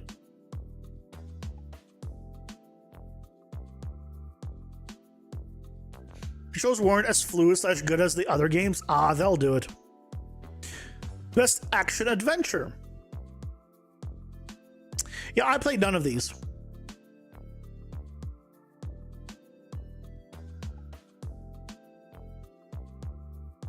I heard good things about this. I heard good things about the visuals of this and the fact that it was very good recreation of the movie. Or a movie. I don't know if it's the movie or has multiple in it. I hear mixed things about Silksong being too hard or not hard enough. I heard lots of not contradictions. Lots of issues with this. Not the gameplay, but just basically game politics, I'll call it. And honestly, I've not like when I heard that Death Stranding 2 was getting nominated for a bunch of stuff, I never heard almost anything or anyone talking about it. I didn't even know when this was released. Not hard enough? Who's saying that? These sadists. Puzzle solving Indiana Jones and Hollow Knight, I assume. Death Stranding puzzle. Oh no, these are action adventure. I don't know what action. I mean, Death Stranding 1 had a tiny bit of action. Most of it is walking. This is action. This is action. I mean, I assume this is action, and this is definitely adventure. I think it has action as well, but the only one I could question about action part is Death Stranding. Maybe the 2 has a lot more. I'm skipping this category though. I'm not gonna vote on something I'm completely unsure about. Outer Worlds 2, I actually want to get. Best RPG, yeah, there's no question I'm voting for Expedition. Yeah, Expedition 33. This is not even a little bit. Monster Hunter Wilds has too many issues from what I've heard. It's alright, but Outer Worlds 2, I kind of want to play. I played the first one. It was alright. I ended up stopping it because I ran into like a little bit of a I realized because I was playing ahead, and I like to, when I play a game, I like to also watch a live stream of this same RPG, but like behind where I actually am. So I'm always experiencing things, and then then I see like how someone else experiences on the side. And I realized that I totally missed like a huge thing, and then then I was like sad. But then it was at the same time as I got stuck somewhere because I was only using melee weapons, and I was like, oh, I can't progress here, and I have to use guns, and I don't want to use guns. I want to use melee, and I got sad and never finished it. You watched a Let's Play of DS2, Dark Souls 2. What's DS2? None of these are DS, so I'm not sure what you mean by DS2.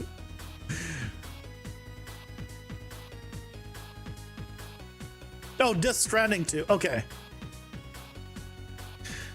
That has pretty art. I mean, maybe.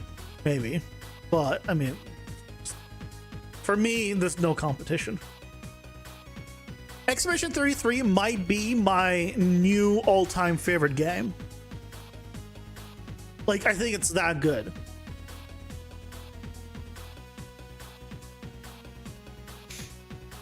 Like, genuinely. For me, my god.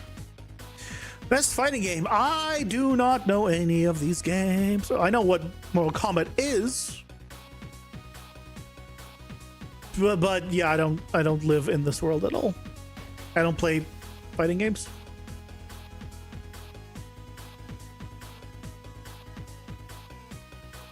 Next. Best family. I've seen gameplay of Lego Voyagers. It looks adorable. I haven't played any of them, so I'm not gonna actually vote on them. But I've seen gameplay of Iron Mouse and Sea Dog VA playing Lego Voyager, and the whole characters and the premise of this one is adorable. Like I'd totally have fun playing this game. I'm not gonna vote on any of them, but surprisingly, also 2 Lego games.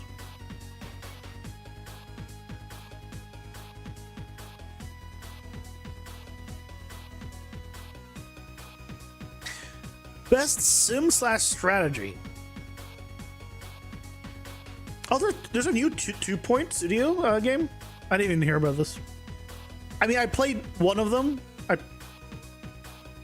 And that's it. It was fun. But yeah. Jurassic World Evolutions 3. Was there already Jurassic World Evolutions? Oh, maybe I was thinking just a different 3.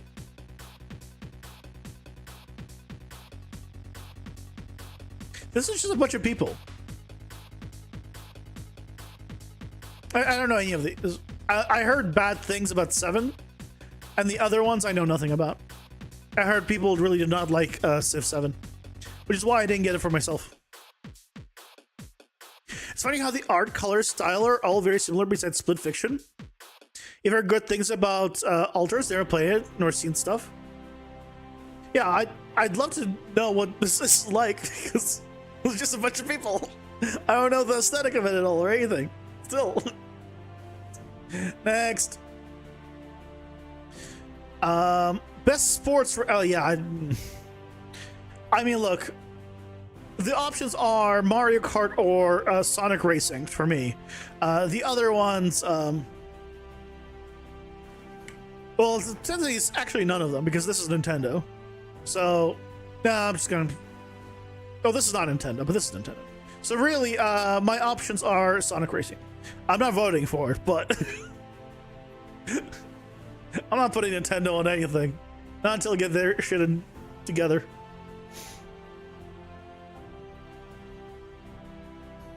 It's a sim of a clone colony, I think? Oh, that's pretty cool. Best multiplayer. To be able to vote for best multiplayer, I would need to have played multiplayer games, and I am a single player person. I do not play any multiplayer, so I've seen Carnage play Arc Raiders a bit. I've seen people play Elden Ring Night Rain, which looked pretty cool. I've seen some funny moments in Peak.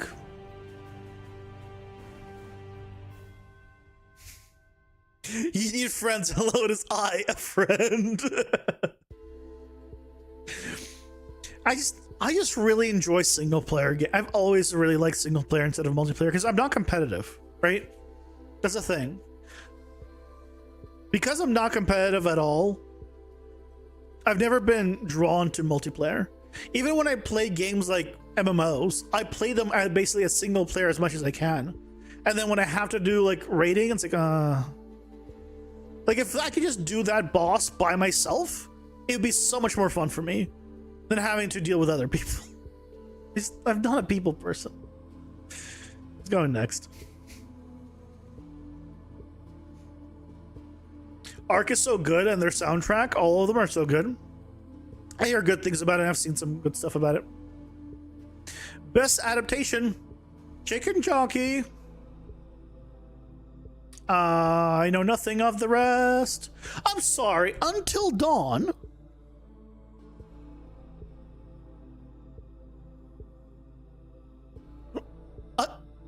Until Dawn was basically already a movie. How much adaptation was there to do? It was effectively already a movie.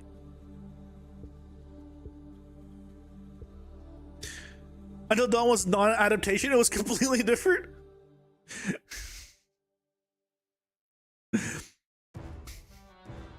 I don't know, but you know how they botched it? The original game, which I've seen the full playthrough of it, was effectively a movie with a few QTEs, and that's it. I haven't actually seen any of them, so I'm skipping, but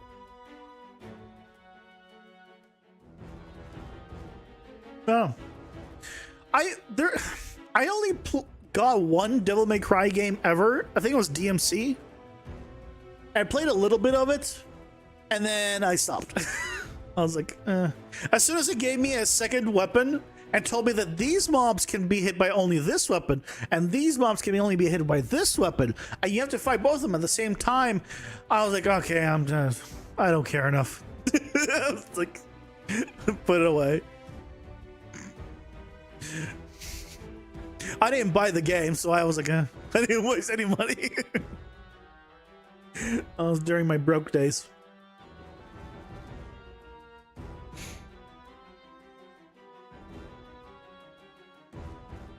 The movie did the Happy Death Day dying loop with deaths being summoned like the cabin in the woods. What the hell? How did Until Dawn even get nominated? You're crashing out. I mean, how many movies were there adaptations for in general? Maybe that was the only movies. Most anticipated game. First Light. I mean, look. Okay, I'm sorry. Grand Theft Auto 6 is on this category. No other game can be competing with it. Just like for RPG, I think there's no competition for Expedition 33. At least for me. I'm not even going to be playing GTA 6, and I can tell you that is the most anticipated game of all time. There's no competition. Like, I'm looking forward to The Witcher 4. But also, I would not call it 4. I would just call it like, I would call it something else. Because 4 implies that it's a continue. I mean, I guess it could be a continuation of the story, but it's not Geralt anymore. So I don't know about how I feel about 4. But it's definitely Grand Theft Auto 6. There's just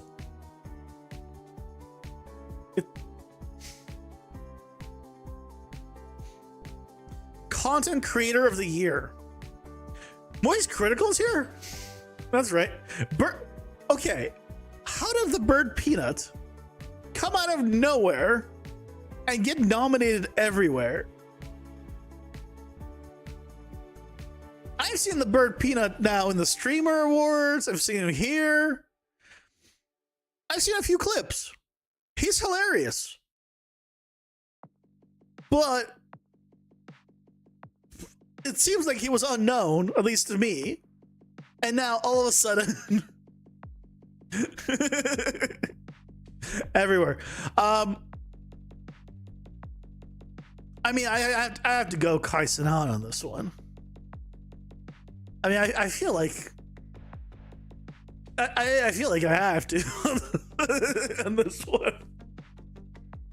You know, nominated The Witcher on Netflix instead of effing Until Dawn. Surprise Queso isn't up there. Yeah, there's a lot of, you know, a lot of found creators. I'm surprised Moist Critical is up here. Nothing against the guy, but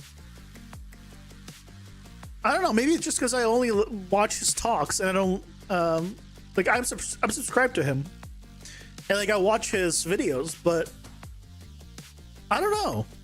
I never really. I don't put him in the same camp as Kai Cenat. He'll have to excuse me for that. I'm going Kai Cenat.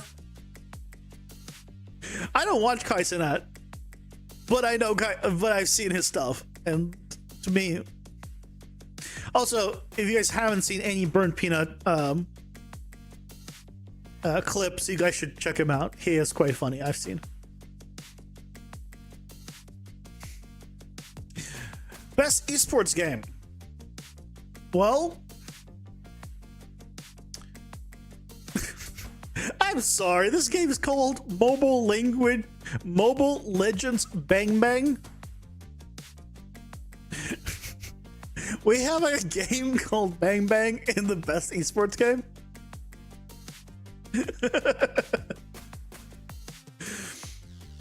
Also, a mobile game. It's a mobile game, clearly. I mean, look, I don't play any of these. If I had to give something, an esports game to someone, it would be Counter-Strike, because Counter-Strike's been a Counter-Strike since the dawn of time. I'm not gonna vote for any of them, but if I'd vote for Counter-Strike. Or throw away mobile title variation. I mean, this title's terrible.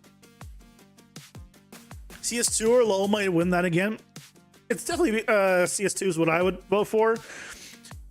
This ruins friendships. This can make friendships. Best esports athlete. Look, I'm all for esports, but I don't know. Like, I get it. It is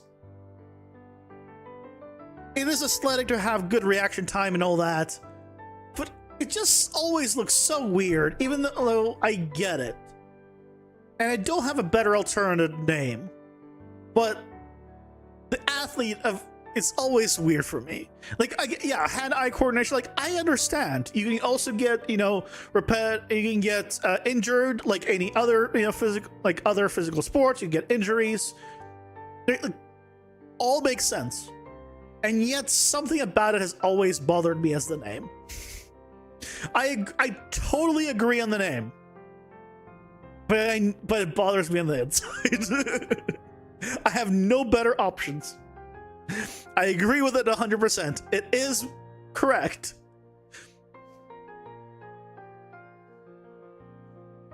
Oh. Something about it. All these guys would be excellent surgeons. I mean, no, I think that would actually be. I mean, I guess it depends on what esport they're playing. If they were playing like StarCraft 2, I'd agree.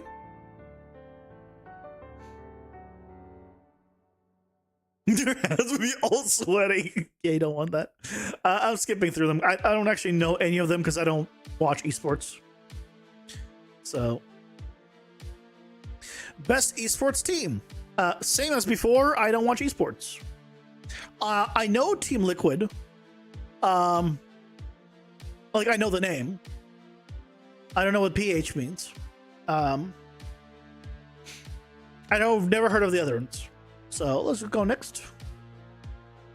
The only one here that I would ever vote here is if Moist Esports ever showed up. I would vote it just because it's Moist Esports. Otherwise, we're continuing on. Oh, that's it. Player's voice. 3 rounds, 3 chances to vote. That was it.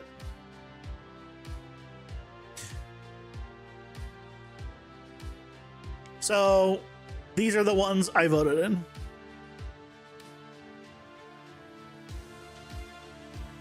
Also, can I just go back to this real quick? What? Just what?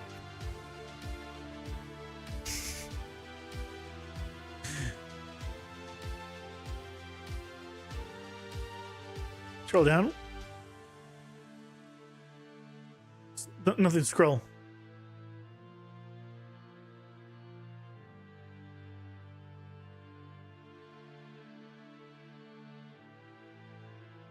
This opens. That's a you posing for as. This opens tomorrow.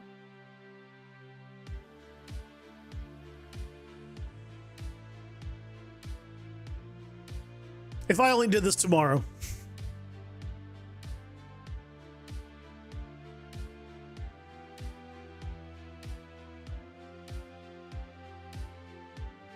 Look at the main page. Ah, got it. Yeah, basically it started with 30. Round 1 got it down to 10. Round 2 will get it down to 5, and round 3 will pick the final player's voice. Which, by the way, Ads are revoked on pausing from ads.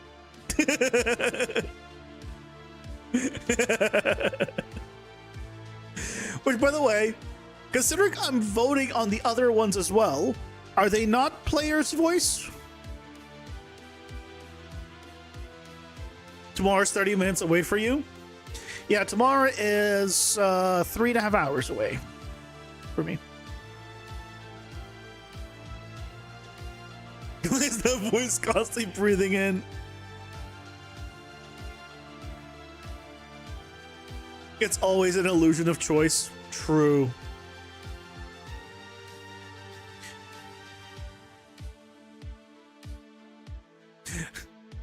Clear obscure, clear obscure, clear obscure, clear obscure, clear obscure, clear obscure, clear obscure, clear obscure. So I voted for 3, 4, 5, 6, 7, 8 places for clear obscure. Oh, 9 places for clear obscure.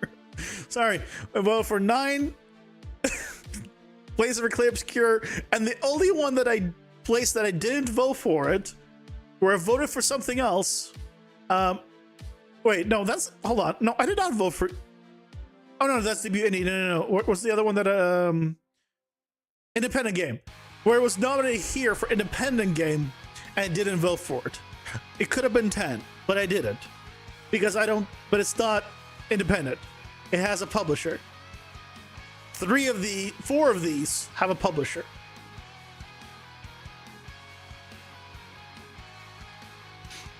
If none of them had publishers, and then I wasn't going to vote for Clear Obscure, my next choice would have been Blueprints.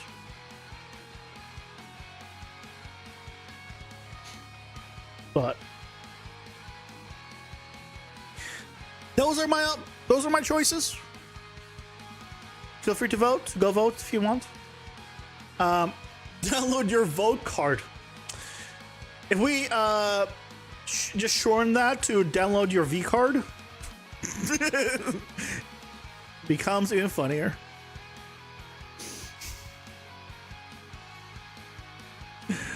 Anyway, I don't remember how we got to this, by the way, but votes are in.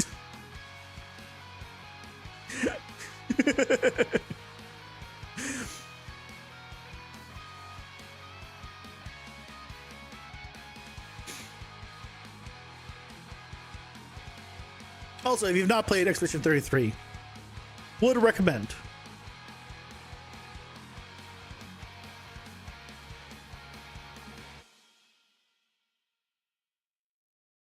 $65.2 hours, 55 out of 55. I am sad that it's only 65 hours. Not even 69 hours. I ran out of content, Leo. I was so sad. And that was me not even rushing things. I didn't rush anything. Ah.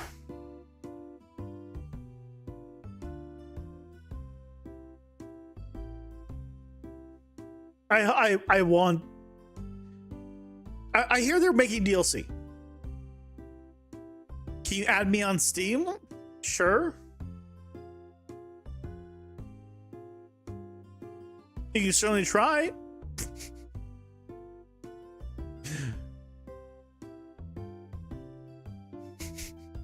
I don't even know what you need to do add me.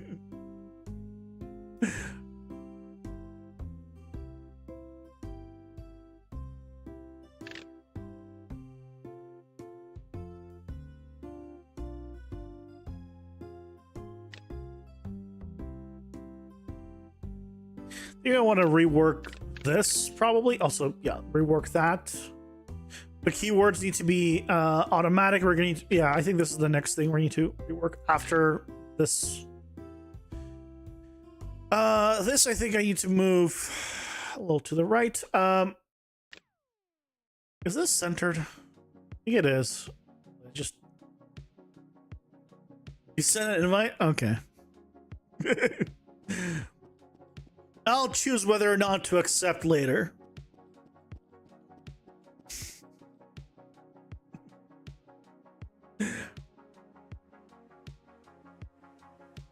That's fair. I am the most fair person, so it makes sense for me to be fair. No one is more fair than me.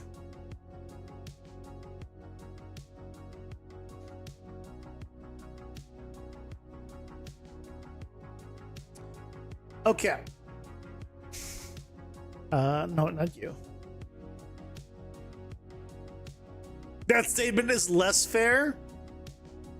No. F-A-R-E. I meant that fair. Yeah, just so we're clear here. I meant the F-A-R-E fair.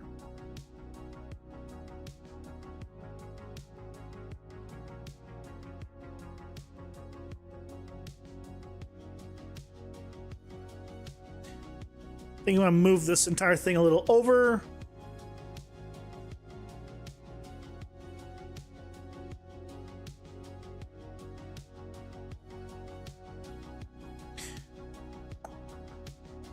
Yeah, it's probably something like that is fine. Do I want to make it just ever so slightly taller? Probably not. So I'm thinking of this, right? We do Q and E, and then we just have an extra button there.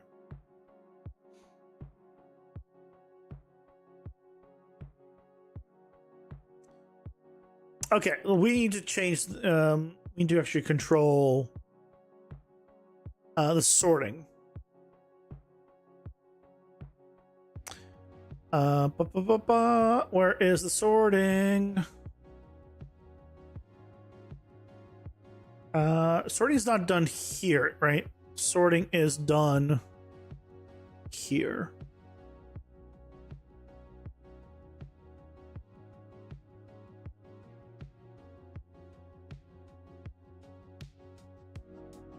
Yeah, here. This needs to be updated.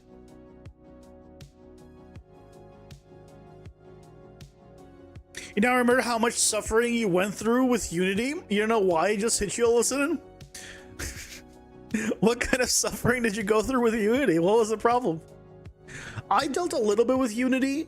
I used to do architectural visualization in Unreal Engine 4. And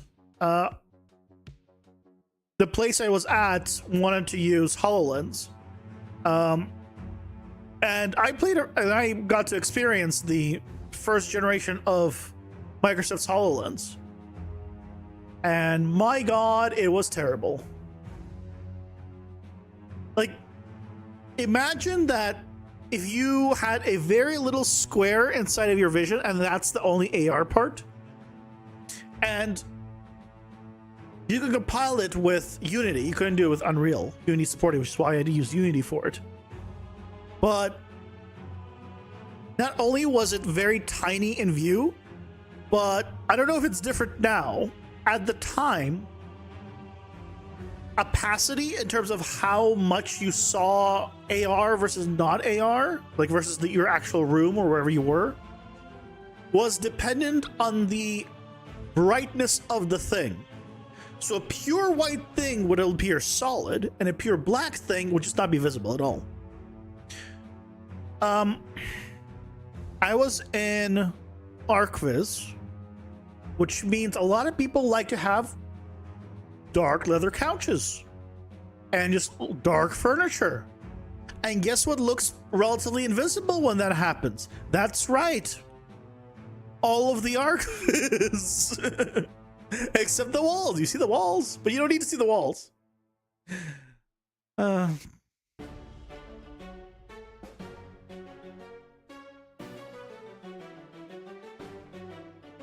Having to recompile every time you made a script, like you remembered trying to make a character move to a location to have another character follow it, and it was just buggy AF. I'm sorry to hear that.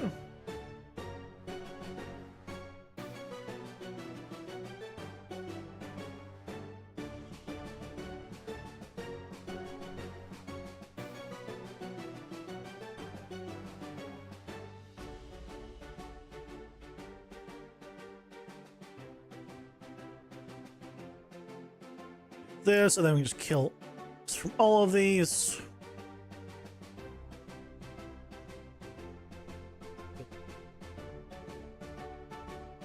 Eventually got to work good.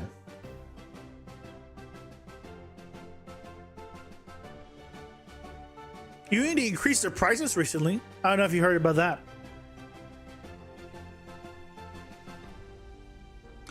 Yeah, so if you were using Unity, their prices have gone up. That's the problem with their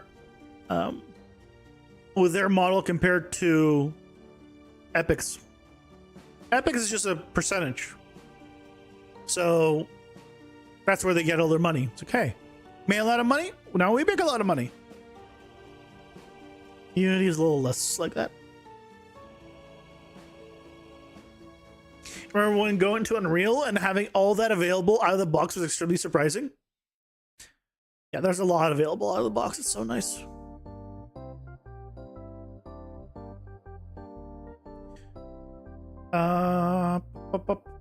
Let's do. Select. We have select next slot. Reverse sort. I want to do. I'll make an input here and just do previous.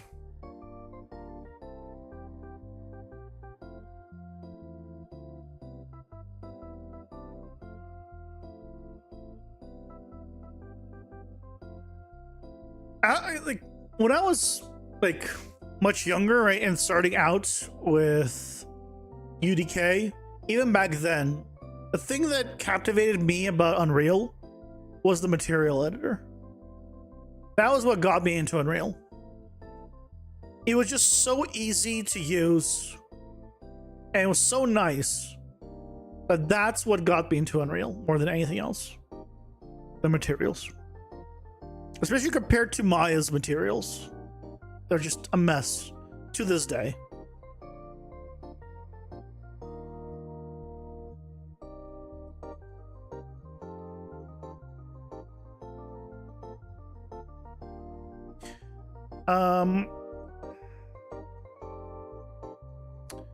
So I think what I want to do is keep the sorting.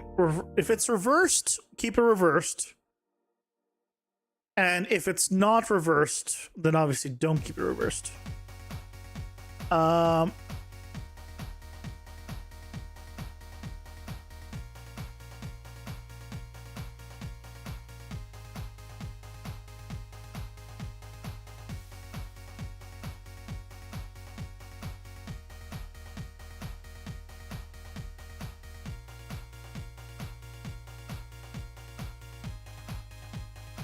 That's what I'm gonna do.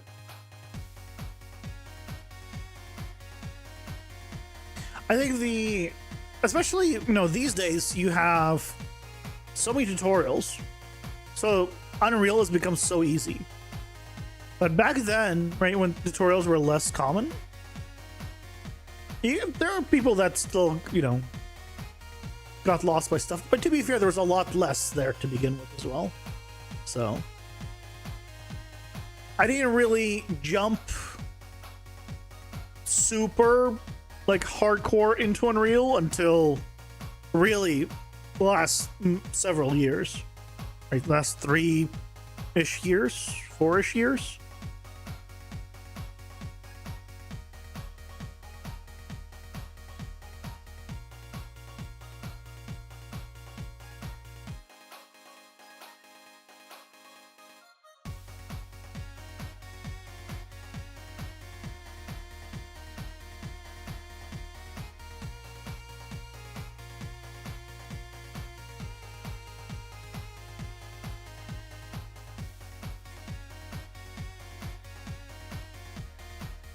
Head out next time by Zebra. Have a good rest of your night. Thanks for sharing your Game Awards opinions, votes. No worries. The only thing you wish you did was start using Unreal a lot earlier. I mean, that's always the case, right? For anything in life. You'll always wish you started earlier. Like, I wish when I started streaming and doing content creation the very first time, that I never stopped. Like, right? I could theoretically have been much higher. It'd be nice to have started doing this kind of stuff back then. Maybe it would have been, a lot better for my career. There's a lot of, what ifs in looking back. But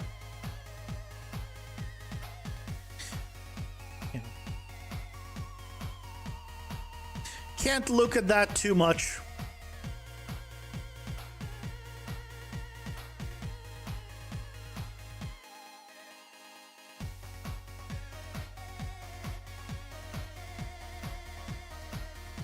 Or should we just start back streaming? Do it. Nothing's stopping you.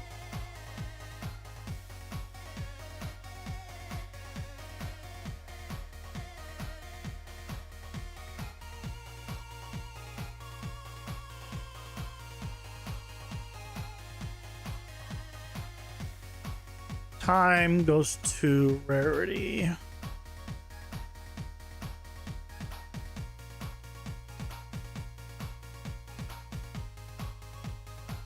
Alphabetical goes to time.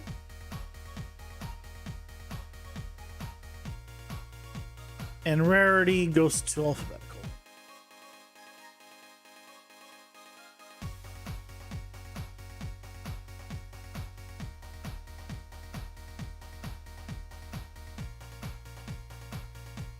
You don't know if you'll have the time for that and dev.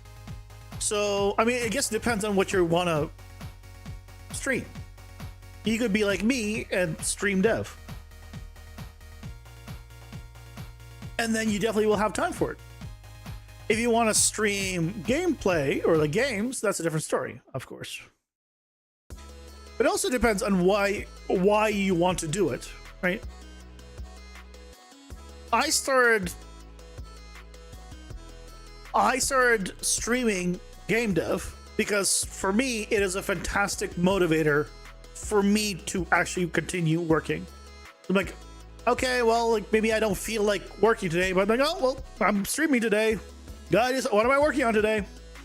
I keep making progress, and it's such a great way of keeping the progress going. At least for me.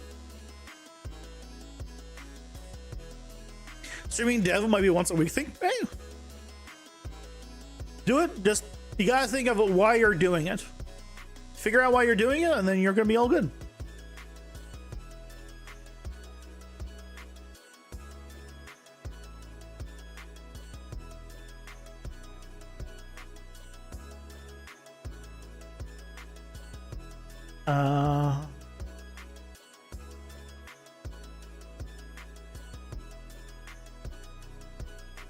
Wait, reset reverse sort. Reverse sort.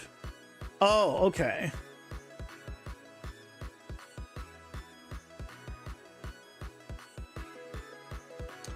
This is wrong.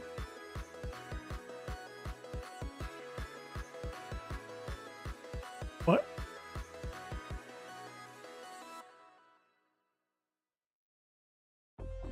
I didn't realize this was what was happening here. So what I want to do is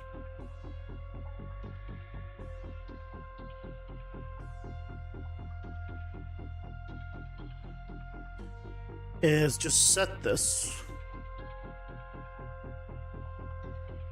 and just drop this then.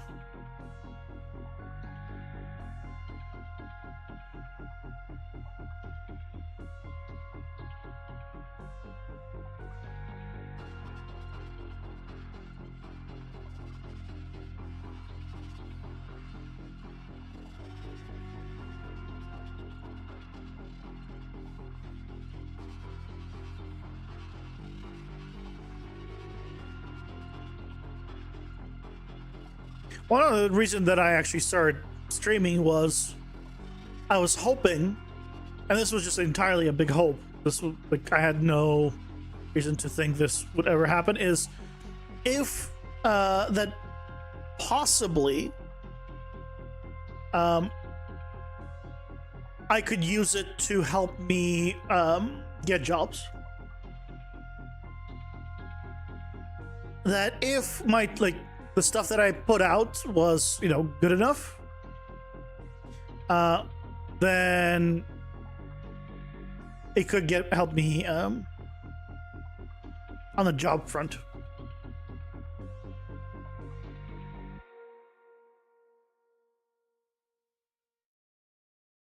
And it definitely hasn't hurt.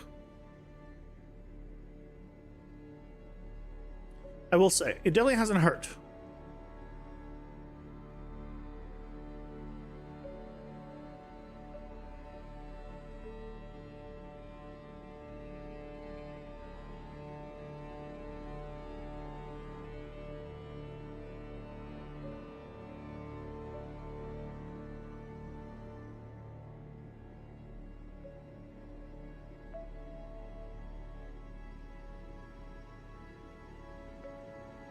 would also be interested in. Yeah, for that though, you need to make content that is an Unreal or whatever you're whatever you want to make it have a job in. But it's totally doable.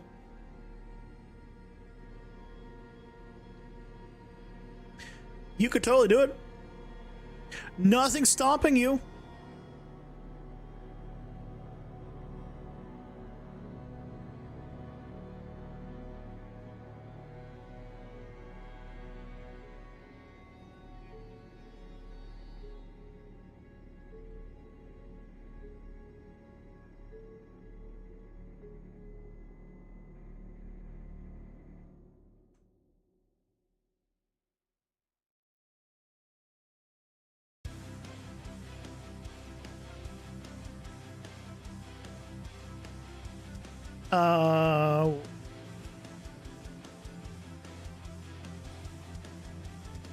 That's the one we want. Ooh, but here we need to now have an input.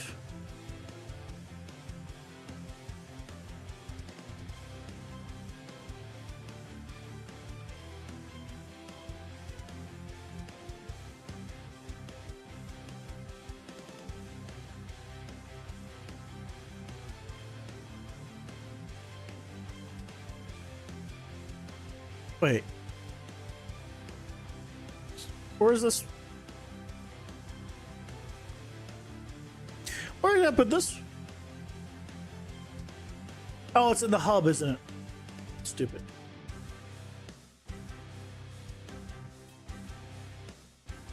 Yeah, right there. I'm searching. I found it. Don't keep searching and then just look at that through there.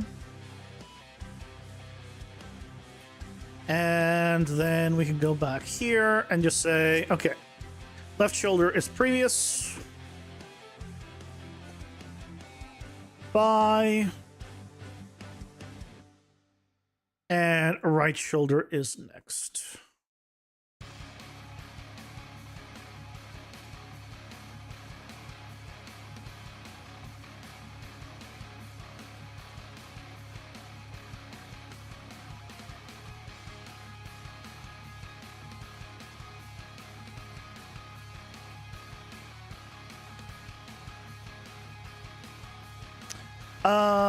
This is, hold on, we just don't want, we also want to do,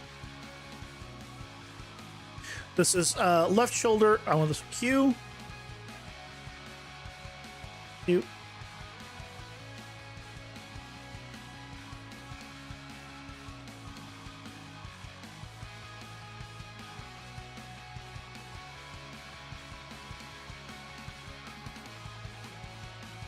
And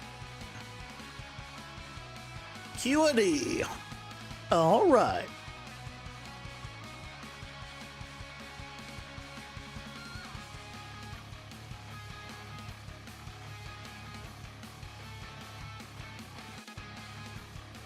Okay. Let's see what is broken.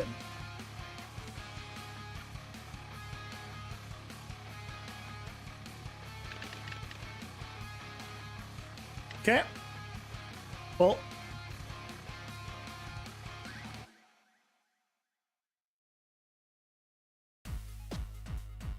Well, so far, so bad. Okay. No errors. Why?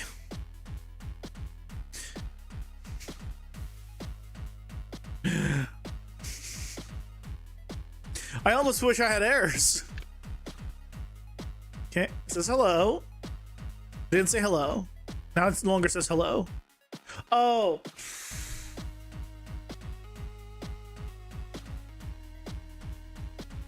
It no longer says hello because of the problem of it changing the focus now.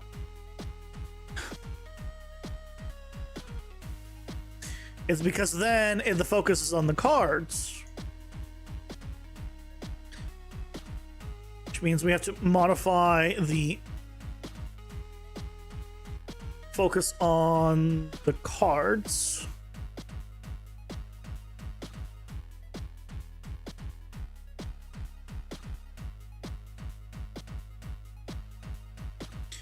On these guys. Sorry, the input on these cards. So then we have to do the same thing here. We're at the point where we want errors. I mean, I say that, but you know, it's debatable.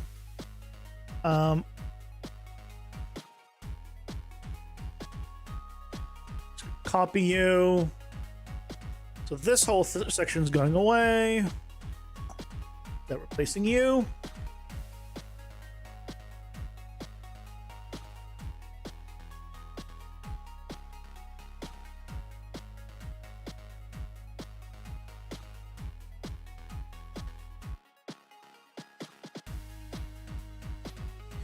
And now if I press E, E, E.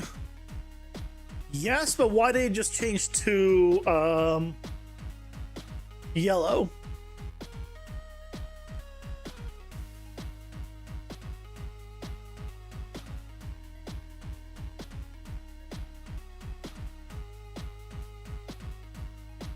Why did it do that? Where did I mess up?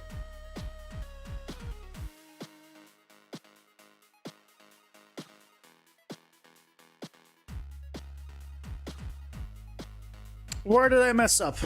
Reverse turns on reverse. Reverse turns on reverse.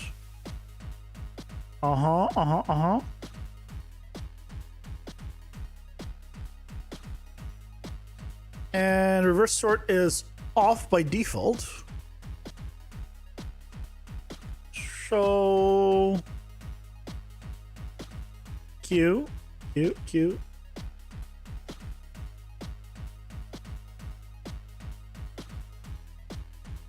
It's when I go onto this one that it becomes right. These two are fine, but as soon as I go onto this left one, it turns yellow. The hell?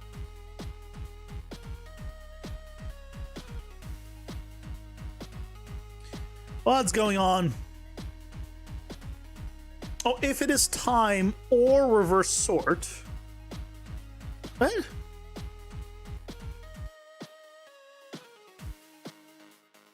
No, why is it or?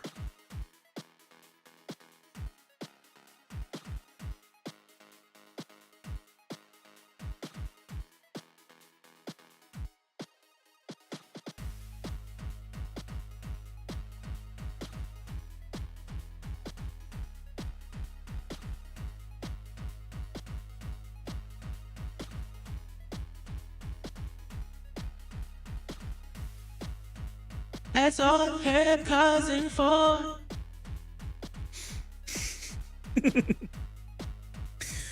Pausing for. We don't know what we're pausing for. Pausing for something. I'll be right back.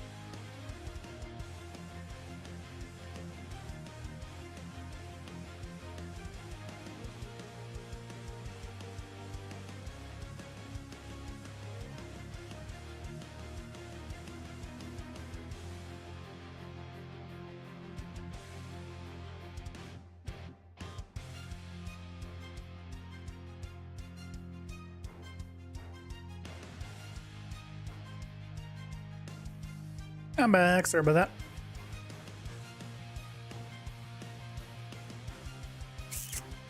Okay.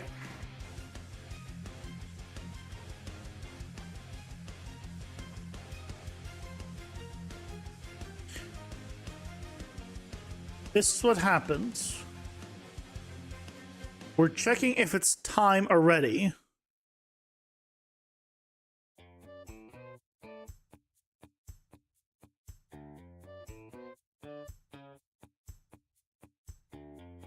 What if I did this?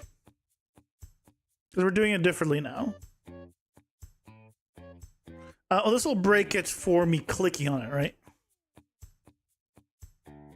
No? That still works. E. Oh, there you go. Yeah, that works. Yay! Okay, Q and E work, and then we can click this to... okay.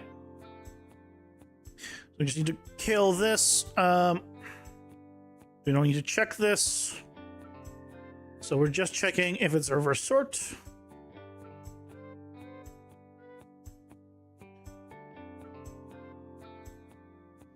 And based on whether or not reverse sort, we're setting the collection sorting type.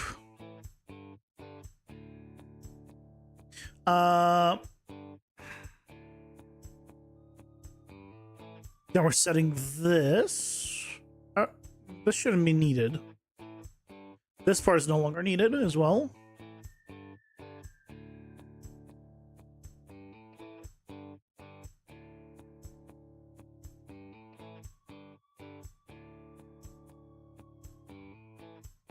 All right. Yeah, we can get rid of this.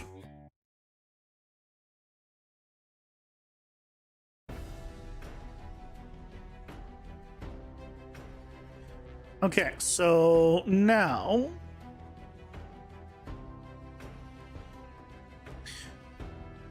based on it's a reverse sort or not, and which one we choose, it sets the collection sorting type and sets reversed. What is this reversed? Oh, it says it on the button whether or not it's reversed or not. And then it sorts it. And then here it knows which one it is. And we just set the which one here it is. Yep. And then it calls it sorted. Okay.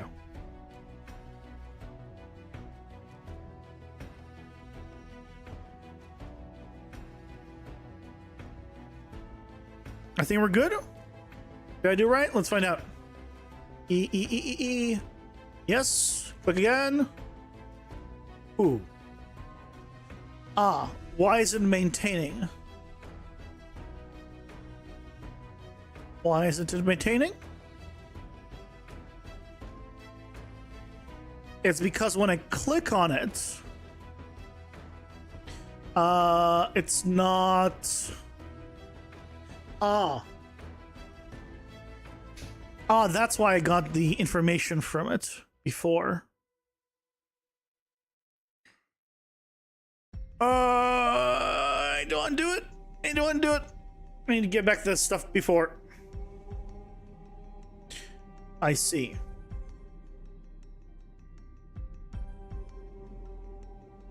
So...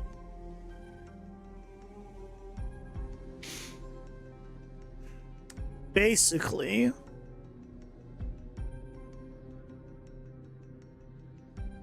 because I moved, I can't redo it. Oh, crap.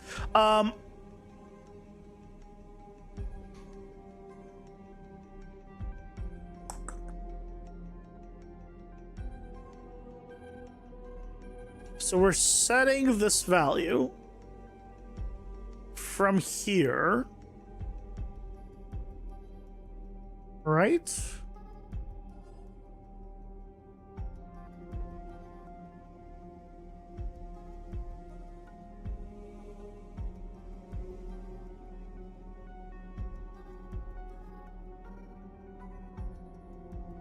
Save cart sorting. Yeah, this saves that. Okay.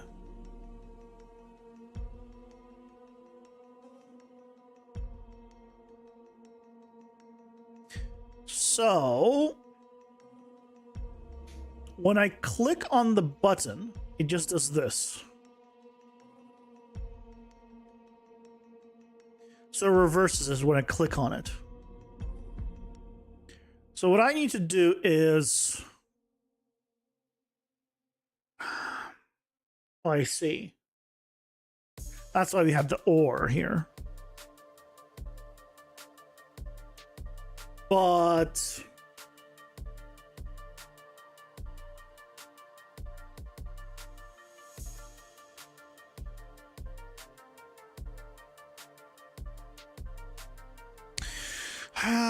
so I need to maintain. You know what we can do? On the sort, we can add an output here.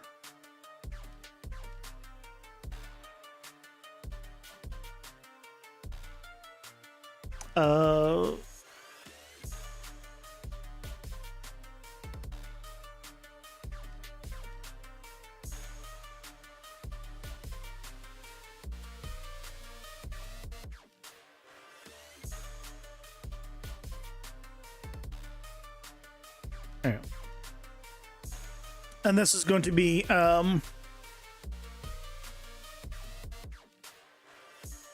reversed. And then at the end here,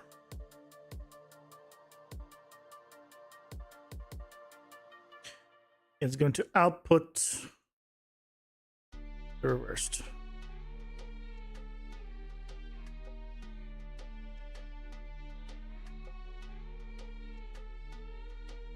And then here,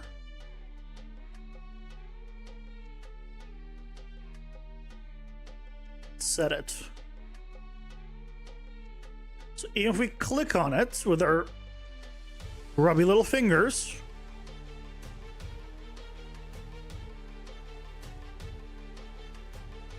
it should work.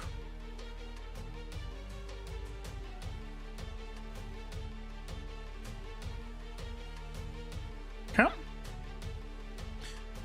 Let's check.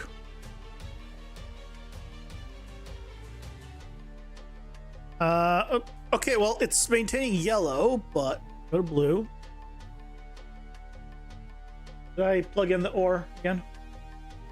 I did. Detach that again. Okay, so now E, right, works. Click. Click. Why?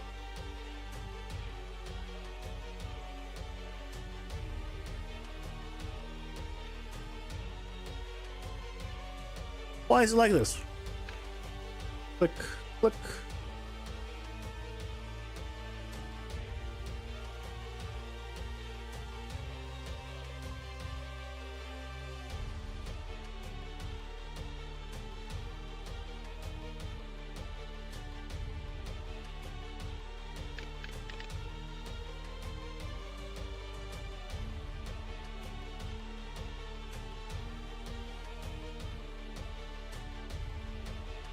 It is because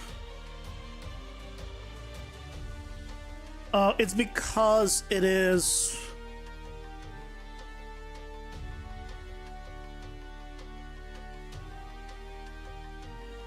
I think I understand what's going on.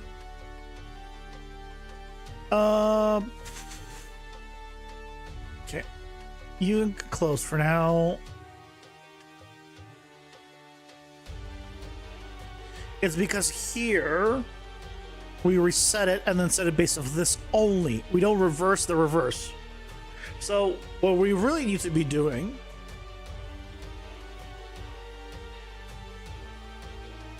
is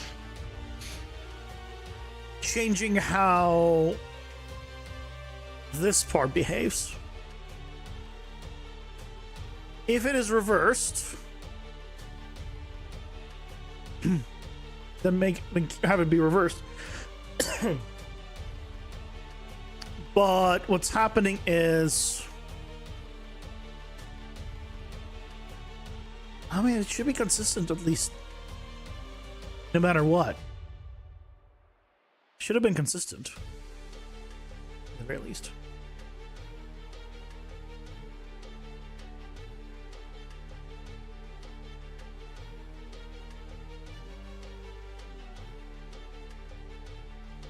It disables reverse at the end, so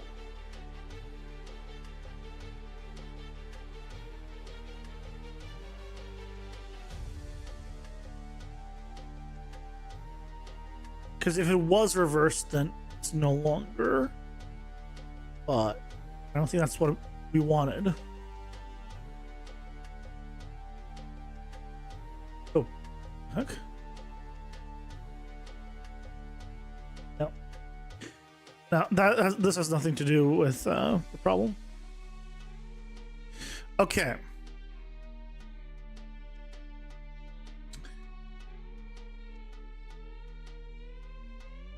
The problem is the way we're doing this. So what's happening is we need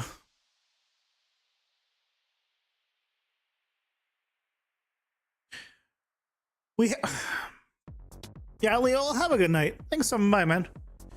Hope you have a good night's rest. What's happening is we have the main widget storing whether or not something is reversed, and obviously the button itself needs to know if it's reversed or not, so that way I can put the right icon in.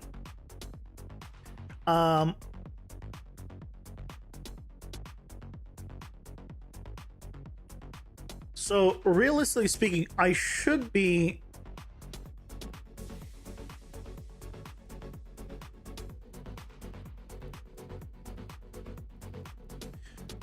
probably check if this sorting type contains the word reverse.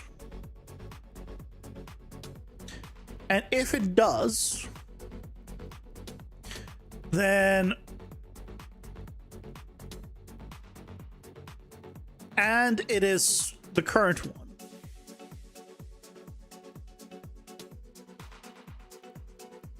then it'll flip it. Otherwise, it will select it. But it should select it based off of what it is. So we need to change this whole system, basically.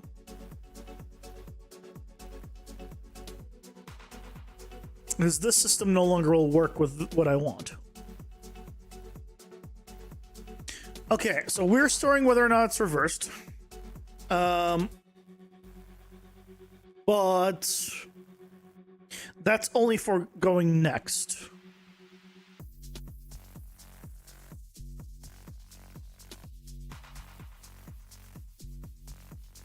Okay.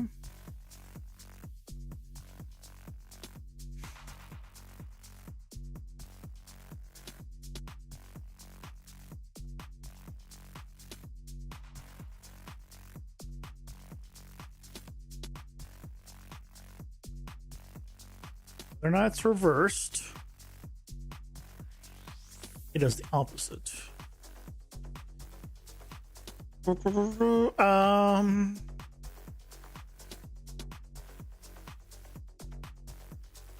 Close some of the stuff for now. What's up? I think my brain is just not braining right now. I just realized that it's too late, and my brain's like, what about sleep?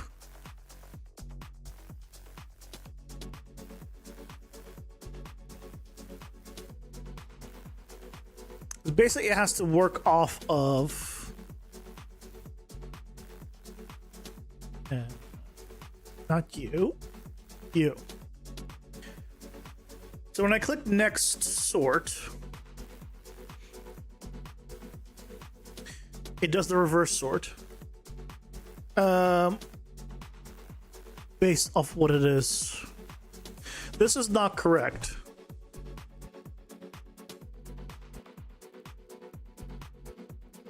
Although this is correct, but the sorted by okay. So knowing this and knowing which one we've done, let's see if we can do this.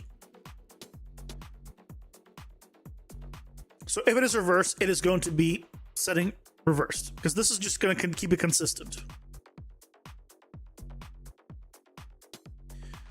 We get rid of this. We'll test it on the time one, right?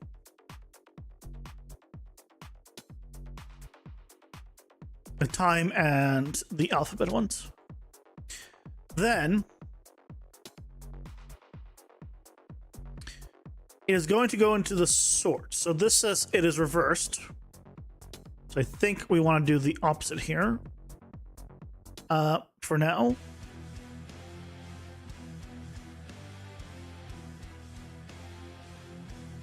Kill you.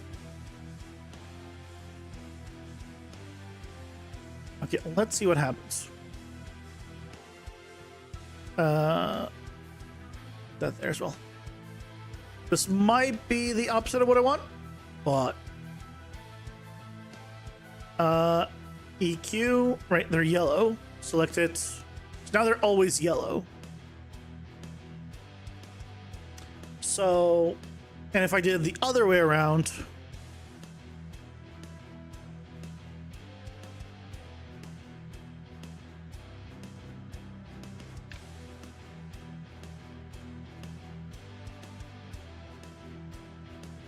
they'll always be blue. Okay.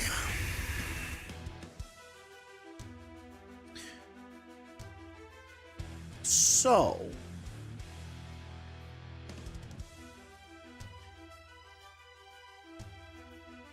we need to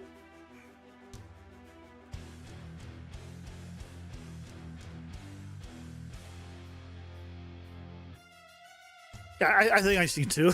You know, I'm trying, but I'm like, you know what? My brain's dead.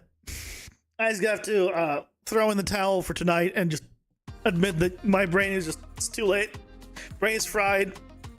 Tomorrow will be better. It's late. It's 9:30. I need to sleep on it and then it'll be fine. Like, I know what it needs to do, but my brain is just not braining of what needs to be connected to nodes anymore. I'm trying to force it and it's not working. It's fine. It's near the end of the stream.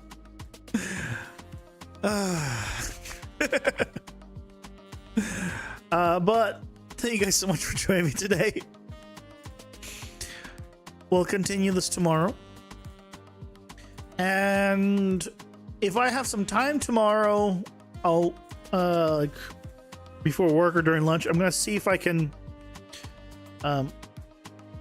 look into the grammar stuff for the PCG mode, because I want to modify some and add some controls to it to make it more powerful. I think that might be a good video. So I'll try looking into that so we don't have to do it all day Friday. Or all stream Friday, not all day. But with that, thank you guys so much for joining me today. I hope you all have a lovely rest of your night. Get some rest, get some sleep, and I will see you all tomorrow for some more UMG goodness, I guess. Have a good night, guys. Bye-bye.